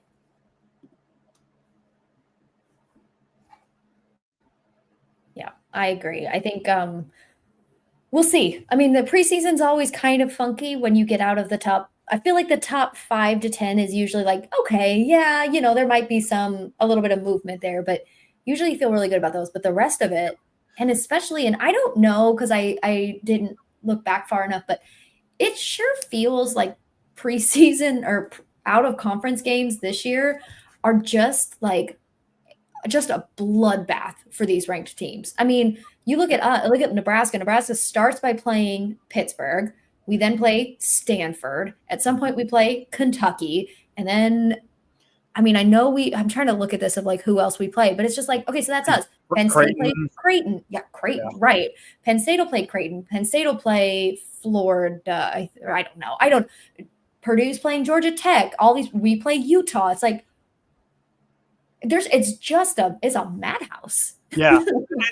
Usually there is kind of one preseason tournament. There used to be like the Nike Vert Challenge or something like that was preseason that got 4 top tier teams. But now it's beyond that, where everyone is playing multiple top 10, top 20 teams too. And I think they realize that it's better to learn those lessons now. A loss is not going to hurt you in the long run. It's better to figure out and kind of expose yourself and then beat up on a MAC team or somebody from the Missouri Valley, then to get a win in your resume is not as valuable as learning lessons going against elite competition, whether you win or lose. If you win, amazing. If you lose, you learn from it and move on. Yeah, it's a little bit like, I mean, I think about it a little bit like basketball in that regard. And it's so sometimes getting that, I find with Nebraska fans, getting them to shift away from the football mentality where like every single game matters. You lose one, your season's done. It's a little bit more like basketball where like you're going to play so many games. Yeah. You're not going to win them all. Yeah, basketball doesn't play this caliber of schedule. Yeah, too. But I think that was a good lesson for Nebraska fans after Nebraska lost to SMU last year too. I mean, there was panic like, oh no, is this team fraud? Like, no, just wait. I mean, turns out SMU really good, and they played in a very tough environment. I mean, there was a little bit of a trap game to the loss as well too. But and then I think Nebraska learned from that and really made adjustments and figured out who they were after that. So it was not a bad loss for Nebraska as well too. So you challenge yourself early, and those sort of things happen. And I think good teams really build off of them. Yeah. You learn from those, and you'd rather kind of learn those lessons, like you said, early, give you lots of time to fix them, than learn them in the, national championship game. Yeah. I'm not over it. I'm not over it yet. It's been 2 years. I'm still not. I can tell you this story of that like Texas game. That was the same day that Nebraska men's basketball played Kansas State. And I remember just being like, man, like it'd be so cool if we could get 2 wins out of this. And then the men's team won that game. And I was like, this is going to be such a good day. Because in my head, that volleyball game wasn't going to go that way. Like, even if we didn't win, like it wasn't going to go that way. Yeah, so I went from like so high after that great men's game. And we're like, this is going to be the best day. Turned it to ESPN and went, oh God. The way it happened where Nebraska got served off the court and their serve receive was exposed to that was rough. It was so hard. And I just remember sitting in the living room just being like, this isn't what I meant. This isn't what I meant when I thought only one team was going to win today. This isn't, no. It's a tough one. That's a tough one. For sure. I'm not ready. Okay. So we're moving on. We talked about this a little bit. Their Big Ten preseason poll. And I think some of the kind of controversy with Purdue in particular is they are 7th in the Big Ten, but ahead of UCLA, USC in the AVCA, which I think this is less controversial. I think the better way to think of this is to think in tiers, because I think really outside, I mean, I think there's the top 3, 4, 5, 6 is another tier, and then 7 through I think 10, 11 is another tier too, and then 12 down is going to be who knows. So I think this is indicative of, I mean, you can argue should Purdue, Washington, or be flip-flopped, whatever. But I think if you look at this at tiers, I think this is a lot more accurate than, this is a fairly accurate representation of what the Big Ten is coming into this year too. There'll be a surprise team here and there too, but I have no qualms with this. Yeah. This feels, you're right, the way you say it is those tiers. You could see Nebraska, Penn State, Wisconsin. I'm going to say this with some caveat. I think they're like this year, just like maybe a little closer to that tier 2 than they are. You know what I mean? There are 3, 4, 5 states. It's a tier 1 and 2, and I would call it a 1 and 2B. I think Nebraska could be its own tier, but I think once Penn State got Kenny Martin, that kind of put him back into Nebraska's tier. But I agree with you that Wisconsin could be in that second tier and maybe closer to that than they are to Nebraska, Penn State. Yeah. So let's, real quick, talk about Nebraska, Penn State. We could talk about it with the AVCA. We could talk about it with the Big Ten. I think I agree with you on probably why this shook out the way it did. And I think it has so much to do with just returning. Right. Yeah. Rather than just like what happened last year. I think you look at what Nebraska's returning, who they're bringing in versus Penn State, who they're returning, who they're bringing in. While Kennedy Martin is clearly a phenomenal player. She's, a player of the year finalist, I think, or she was up there for a long time. She didn't play enough to be there because she missed the first part of the season because of injury. Okay. So I think that's what kind of, Brooklyn DeLay was the other choice as well. But I think that Kenny Martin, had she been healthy for the entire year, should have been. She was the highest points per set scorer in the nation last year. Okay. So yes. So we're not going to take that away. Kennedy Martin was a huge huge get for Penn State. I'm with you. Like, it was kind of like, I don't feel so bad. And then they got her and it was like, oh no. But I think you compare that to what Nebraska has, and it, again, not trying to be biased, I think it makes sense there. But I'm trying to think of, like, how do you explain that? Like, why doesn't Kennedy Martin make a big enough? Kennedy, Izzy, Jillian Grimes, like the people who are coming, Maggie, Caroline, why aren't they viewed as highly? Yeah. Well, I think before they got Kennedy Martin, I think Penn State was a lot. I mean, I thought Nebraska was definitely on its own tier before Penn State got Kennedy Martin. Again, Kennedy Martin lifted whoever she was going to go to, whether it was Wisconsin or Penn State. That was going to be the Big Ten title contender against Nebraska. So I think that Kennedy Martin raises them, but they still have a lot of question marks to me. I mean, they lost both of their outside hitters, and Cameron Hanna and Jess Maruzik. And also they lost Taylor Trammell, who was their best middle blocker as well too. So their 3 leading point scorers are all gone. Izzy Stark is great. Best freshman setter in the year. She's probably one of the top 2 or 3 setters in the nation this year. But I think, and Jillian Grimes, I think she was the only libero on the first team, adjusted for liberos team. So I think they're solid on that, but they're outside hitters this year too. They got the transfer, Emmy Selman from Ohio State. She had really great matches, but she also had really poor matches too. I mean, there's a reason that she wasn't all Big Ten, because she just was inconsistent. Then the question is, who's their second outside hitter? Are they going to move Caroline Juravicius over there too? I mean, that's shifting positions isn't always a natural given. I thought Caroline was the perfect opposite hitter, physical, could hit from that. So there's questions there. And I think that, Maggie Mendelson, she was solid, but does she? They also have Jordan Hopp, who's back for her 5th year or 6th year. She's back again too. So they have another returning middle.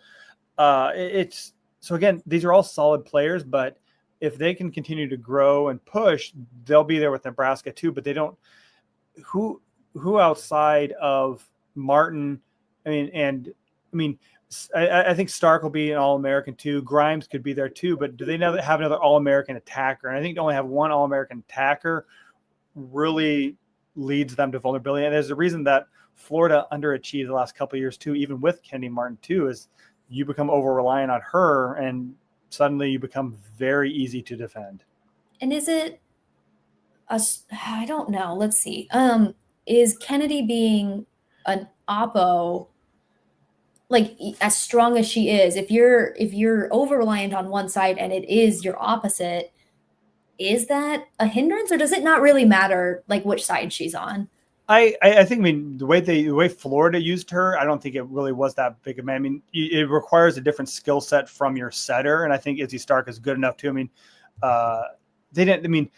Juravicius, when she wasn't playing Nebraska, was okay. She was very average, a very average opposite hitter when she played Nebraska. She was an All-American. Something about that lit a fire under her. So if she can continue that, great. But she got pulled a couple of times during the year just because she was ineffective. So if Stark can set that, and she didn't have to a lot last year, but she's proven. In the semifinal, she fed Juravicius, and Juravicius terminated. So if that's the consistency they're going to get out of that, then Penn State will be dangerous. But they need one of those outside hitters to step up to provide any semblance of balance, because it's harder to get an opposite to hit out of system than it is an outside hitter at the left pin. Yeah, that's kind of what I wondered, because, like, that's kind of the job. I don't say the job, but that's what makes kind of that outside hitter sometimes so tricky, and sometimes why their numbers don't seem so good is because they're basically taking out the trash, right? That's the easiest thing to set when you're out of system. Just push it all the way out there. And sorry, they're garbage man. So yeah, exactly. Taking out the trash. I like that. Yeah. Look, I am a rec league setter. I understand it. It's so easy to it's because they don't have rec league DSs. If they did, I'd be back there, because I'm not actually that effective in the front row. I just stand there. I do the Bergen Riley thing. I'm like, I'm good. I'm ready. Let's go. It works for Morgan. You can make it work too. I'm going to keep doing it. Yeah. I like it. So I think the next slide, and this is kind of related. Let me see. Yeah, is the Nebraska schedule. Thinking about what we've talked about with the ABCA poll, with the Big Ten poll, do you see, I'm going to say this in the nicest way and hopefully not manifest it into the universe, is there a trap game on this schedule, whether in conference, out of conference, that you think like this could surprisingly give Nebraska trouble? I don't know, a trap game. I mean, Utah's always tough back to back. Utah did beat Nebraska. They, of course, had Danny Drews or Andy Drews or Danny Drews. We had one of the Drews, Danny Drews. Andy Drews played at Purdue. And he was at Purdue, right? Yeah. So that's always tough. But as far as, I mean, the hard part, I think, is also, I don't mean, the way the Big Ten schedule is set up, it's kind of spaced out enough where they don't really have one of those weekends is like, they don't have the at Wisconsin, at Minnesota weekend. But they play Ohio State the night after they play Penn State, but that's at home. I don't know if there's any trap games, but there are very, very challenging games that the team could beat Nebraska, whether they're locked in or not. But as far as an upset happening, if I had to pick one, again, like that Michigan State road trip is always tough. In Nebraska, if they seem to go 1-1 sometimes, but I don't think Michigan State's going to be that good this year. Maybe Michigan will be spicy a little bit. We'll go with that one as a possible. I like that. A spicy game, game, not a trap game, a spicy game. Pretty spicy. What matches are you the most excited about on this schedule? I know all of them, but like if you had to pick, I don't know, one or two that you're just like, I think this will really tell us the most about our team. Pitt. What do you think those ones are? Yeah, Is that too easy of answer? It's the first game. We'll get to see the lineup. It's the matchup that everyone wanted to see last year. We get to see Olivia Babcock play against Nebraska. So I think that see what Nebraska looks like too. I think Pitt is the one that I'm most looking forward to this year, just because it'll answer a lot. It'll show what Nebraska's potential is this season. If they sweep Pitt, oh boy. Get ready for a fun ride. So I think that sets this. I mean, that may raise the standard very high, and then they get to come up against Stanford. And so I think Pitt, and then Kentucky's number 2 for me as far as non-com. And I think what I wish almost was that the Nebraska Penn State matches were flipped, because I think having Nebraska wait to get Penn State at home till the last week of the season. I'll save this for I'll save my next comment for the wild speculation. But yeah, there's a lot going on there that you wish Nebraska had a shot at Penn State earlier in the year at home. Because I think that at Penn State is a different environment, but Nebraska fans want Penn State. They want to see them again. Yeah, I'm excited for those. I'm a little bummed out that Wisconsin isn't a regular 1-1 team. Like double play, yeah. I want that so much. Like I know it's Iowa. Is it Iowa this year? Yeah, they got the Michigan schools and Iowa are there too. And Penn State. No, so it's not Iowa. It's the Michigan schools and Penn State are the double plays. That just, I mean, like I get it. I know it can't be the same. Like it can't be like football where we have protected rivalries. But man, I just have a lot of respect for Wisconsin's volleyball program. And I'm just like, I would love to have that be a consistent 1-1, but that's all right. I wonder what Wisconsin fans think, because they lost their double play with Nebraska, but got a double play against Minnesota back. So what do they value more? Do they hate the Gophers, or would they rather play Nebraska because Nebraska's been their bigger rival the last few years? I'll put that out there. I have a couple of Wisconsin fans. I'll ask Gary. We'll see what he can find out for us. Yeah. All right. Then we will move on. I have one last little video, and then we will move on to wild speculations and parting shots. So I know, hang tight, guys. You guys have been great. You've been great. Thanks for talking. I think I joked with you, or you might have thought I was joking. That I was like, we can do this for 3 hours. I could do this for 3 hours, Lincoln. We didn't even talk about all the professional volleyball news too. That's a whole different podcast. We're going to have a whole nother podcast then. That's just, you're just going to have to come on again. Okay. Last video, and then we'll get to that. My thoughts haven't changed. We're very talented. super fun group. They really show every day that they, number one, love volleyball, number two, want to win. And that's every person on the team. And it's really hard to think of a glaring weakness. Of course, we want to get better at certain things, but right now there's nothing that's sticking out that is scary going into the fall. So nothing scary going into the fall, according to DBK. Of course not. I mean, what's scary? You have to pick which setter is the best one. That's not scary. Great. Good. I feel confident to change that. Yeah. So I wrote down a couple questions for wild speculation time. We've kind of talked about them a little bit, but it might be nice to go into just a little bit more of Danny's been known to run a 6-2 if she has the personnel for it. And I think when she was first hired, people thought, we're not going to do that. We don't have the oppos. Now we've got the oppos for it. We have two great setters. The obvious benefit of running it is having, Allie, Virginia, Ryan potentially out there on the court. The downsides that I think of, and you can tell me if there's more or if I'm wrong, is you're taking away a strength of our setters, both setters who are able to be offensive setters at times, and you take away the slide, which for our middles seems ill-advised. Am I kind of understanding that? Are there other things that we can look at as either benefits or kind of downsides for a 6-2 for this particular team? Yeah, I think definitely the biggest one is Campbell Flynn's not an attacker. You take away that. And I think just consistency too, that this is what the John Cook always shied away from running a 6-2 is that your setters never really get into a rhythm. They got to worry about, and then your hitters have to adjust to playing in, because your outside hitter will play two rotations with one setter and one rotation with a different setter. So they never really, the ball's coming at them different. They're continuously have to adjust. And it's just a different flow to that. If your setters can set very similar styles, it's a benefit. But there's also a reason we haven't seen, we've seen some very successful 6-2 teams. Pitt's run 6-2, Louisville's run 6-2, but no one has won it since I think USC did it in 2002. So it's difficult to do at an elite level, and it saddles yourself a little bit of handicaps. I think they ran it in the red white scrimmage, but that was only so everyone can play, and they ran a modified version of that where one setter just substituted illegally, so they only played back row. And I think Campbell is not a strong enough back row player to, again, you're losing her best part of her game, and you're emphasizing one of the weaker parts. So. Right. Yeah. And maybe that'll come, and maybe she'll develop that, and maybe next year we'll see it. Who knows? But okay. I think that's a great question. I think that's something a lot of people ask about when you've got two great setters, when you've got a lot of great right side hitters.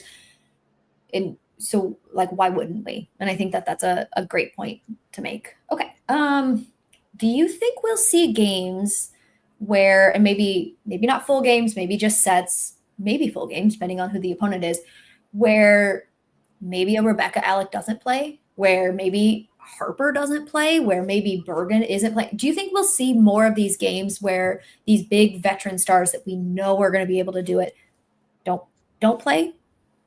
I think during non-con we might see a game or two. And I think too, especially we've seen in the past too, where Andy sat out a match, Rebecca has just nicked up just a little bit and just kind of, they think long-term help. I think in middle blocker, it's more common. We might see that during the Big Ten season, but I think once Big Ten season, we'll see Harper Murray every single. She's going to be the rock for Nebraska. And again, same thing with Bergen and Campbell too. We'll see. Maybe they'll each get a match here and there where Campbell will get the chance to really show and see that. But I don't, unless Danny gets to a different solution or different answer to what this offense looks like. I think Nebraska will settle on one setter by the time Big Ten rolls around. And again, there may be instances where they want to change up or someone's struggling where they substitute in. But as far as a game plan, this is a Bergen match. This is a Campbell match. We'll see that in the non-con, but not much after that. Okay. And so the last one is kind of related to that. We used to be able, I feel like, to kind of anticipate who would be redshirting in a John Cook volleyball. On a John Cook volleyball team, you used to kind of be able to figure it out. pretty quickly who was going to redshirt. But with Danny's mentality of just, we're playing to win, right? I'll pull you. We're playing to win.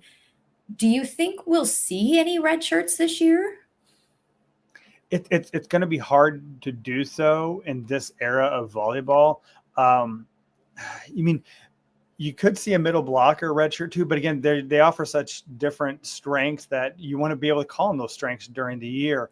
An outside we probably won't. Could Ryan Hunter could maybe, but again, you think of what Nebraska has coming in too. You're not a lot of times you space out to get the best out of that, or maybe space out the scholarships. I mean, that's why Caroline Juravicius, I think, redshirted too, because they wanted to spread her out from Merritt Beeson a little bit. So the reasons to do it don't work for this team because they have so much potential. Carrie Leinbach too. I mean, she could redshirt in a year, but they don't have a libero in next year's class, but they got 2 the year after that. So there's potential, but I think we'll learn very quickly, especially after the first 2 weeks, whether there's any legitimate redshirt candidates, and we won't have to wonder very long. I mean, not everyone might play that first match or the second match, but I think after Lipscomb and especially Wright State, we'll have a very good idea of possibilities at that point. Okay. And I watched your episode that you had Kenzie Maloney on talking about the alumni match, and I don't believe her that she is out of shape and not ready to play volleyball. I refuse to believe it. I have been watching that 2017 season this last week, and no, oh my God, always had a love of liberos, and she was right there, always right up there with.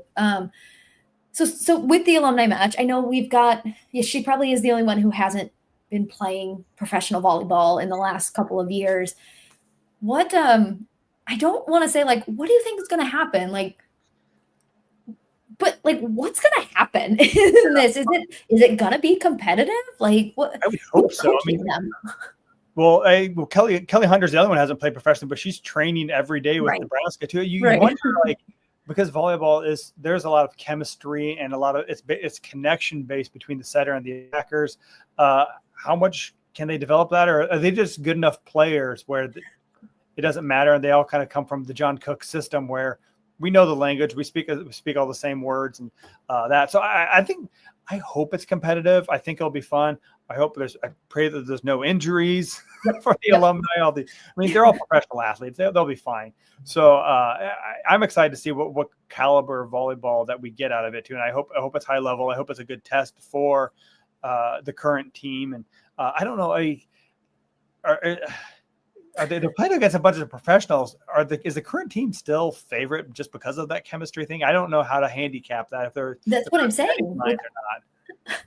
I feel like I don't know. I have literally no idea. I could guess, but even my guess is I hope it's high level volleyball. It should be good. Knowing the competitors that are across the net, and they'll have some fun. They'll make some mistakes where they'll set the ball and no one's there, but those would be a lot fewer those would be the exception rather than the normal thing. I'm excited for the trash talk that will inevitably happen across the net that we won't get to hear, but we'll know is happening. Lawrence differences on the court, so there will be trash talking.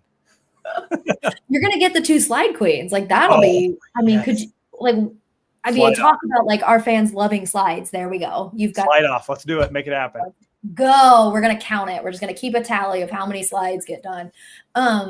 Is there anybody who you would like to see in an alumni match? Is there somebody who you're man, it'd be really great to see this person back out on the court, realistic or not, whatever. Well, I think everyone's number one response is going to be Michaela Fecky. I mean, she's in a different phase of her life. She's having family. She hasn't played in a few years, but I think that, she still holds that mythical place because she was such a dominant player and professional leagues didn't exist in the United States after that, and she chose a different life path. It's good for her. So I think there's always that question. Michaela Fecky is always that kind of that number one. What could she look like as well too? I think. Sarah Pavan would be fun too. She's kind of just retired from beach volleyball. I think she's in a different phase of her life as well too. But I would still love to see what she could. She's a year older than Jordan Larson. What would she look out there? And could she was playing professional beach volleyball too. So what would she look like on the hard court again? I think mine, if I could give one, and it is so biased because of like the volleyball I grew up watching, is Melissa Elmer. And I know like I was so in love with Melissa Elmer, as was my dad, whatever, who just loved her. And I met her once, and I just, ever since that moment, it's just been like, I love her. I wonder what she's up to. Like, I wonder, you know what I mean? There's those players from those early 2000s that kind of get forgotten. I think she was the original Rebecca Alec. Rebecca Alec is kind of in her form of a very physical, very strong, very intense player. I mean, Melissa Elmer was a blocking machine. Yeah. Now I want to go back and watch highlights. That's what I'm going to do tomorrow, is just watch Melissa Elmer highlights now. Jennifer Sully out there, or Hannah Worth would be fun to hear. She was a freak athlete. What are those two doing? They were kind of different outside hitters, great defensively. What could they do now? We should make an all freak volleyball team of just like the greatest athletes that have played this game. For sure. There's too many choices. I don't know. Okay, we're at 2 hours. This is ridiculous. I love it. I could keep going. Rob's in the background, like yawning, trying to give us the wrap it up cue. Don't want to do it. I can't see him, so it's fine. You're so lucky. You're so lucky. I have to see him all the time. No, I'm just kidding. Sorry, Rob.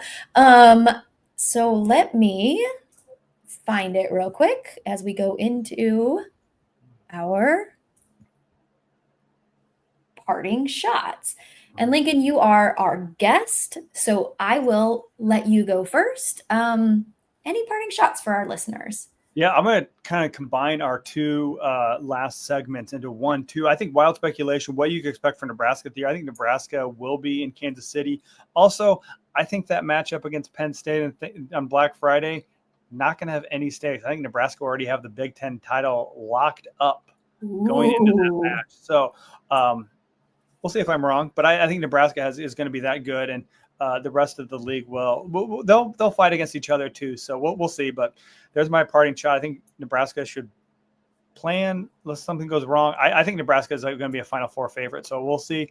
Once you get down to Kansas City in the Final Four, anything can happen. But Nebraska will be one of the teams participating that weekend. That is a flaming parting shot, and I love it, Lincoln. I'm here for all of these hot takes. You are, I already tweeted it that we're winning a natty. So, the amount of bookmarks I get on that, I'm like, you guys, come on. I'm just a fan. Like, of course, right. But like, we're going to, so it's fine. Doesn't matter. My parting shot is also kind of a twofold. One is, if you are not already following Lincoln, please follow Lincoln. What is your Twitter handle? Is it just at Lincoln Arneal? Lincoln_VB. There we go. Lincoln_VB. Please go follow him. Read all of his stuff. It's all available to you. So there's none of this, like, people get really, and I understand it, it's journalism. They get mad about paywalls and things like that. It's all there. It's available for you to consume and talk about and all of that.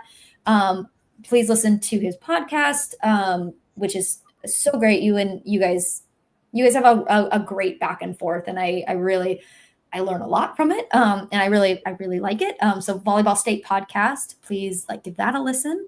Yes. And it'll be great. We'll be hanging out around the AVCA First Serve. We'll be doing stuff around that. So I'm excited. Forget the season starts in less than 2 weeks. It's amazing. It's here, but we're excited for it. Yeah. I can't.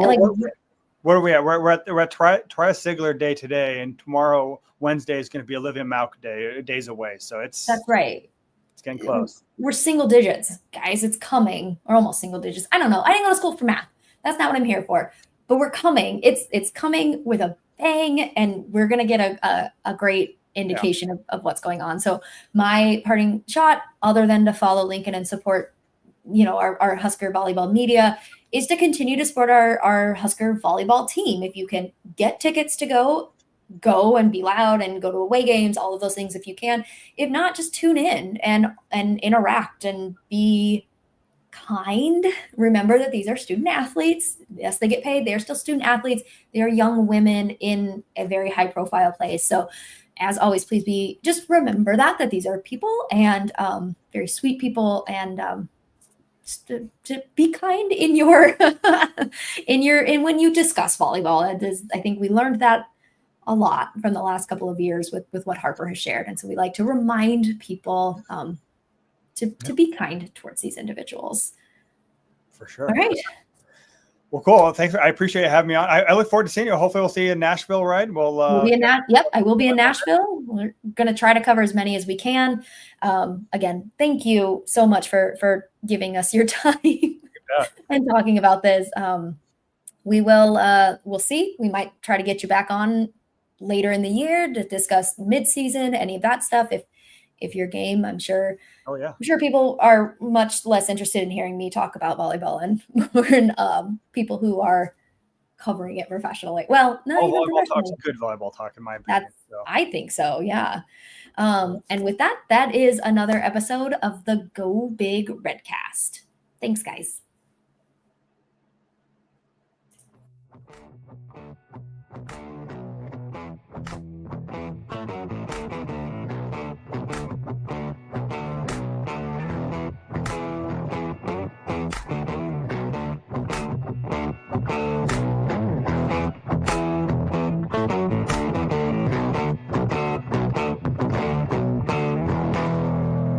A Herd at Sports Network production.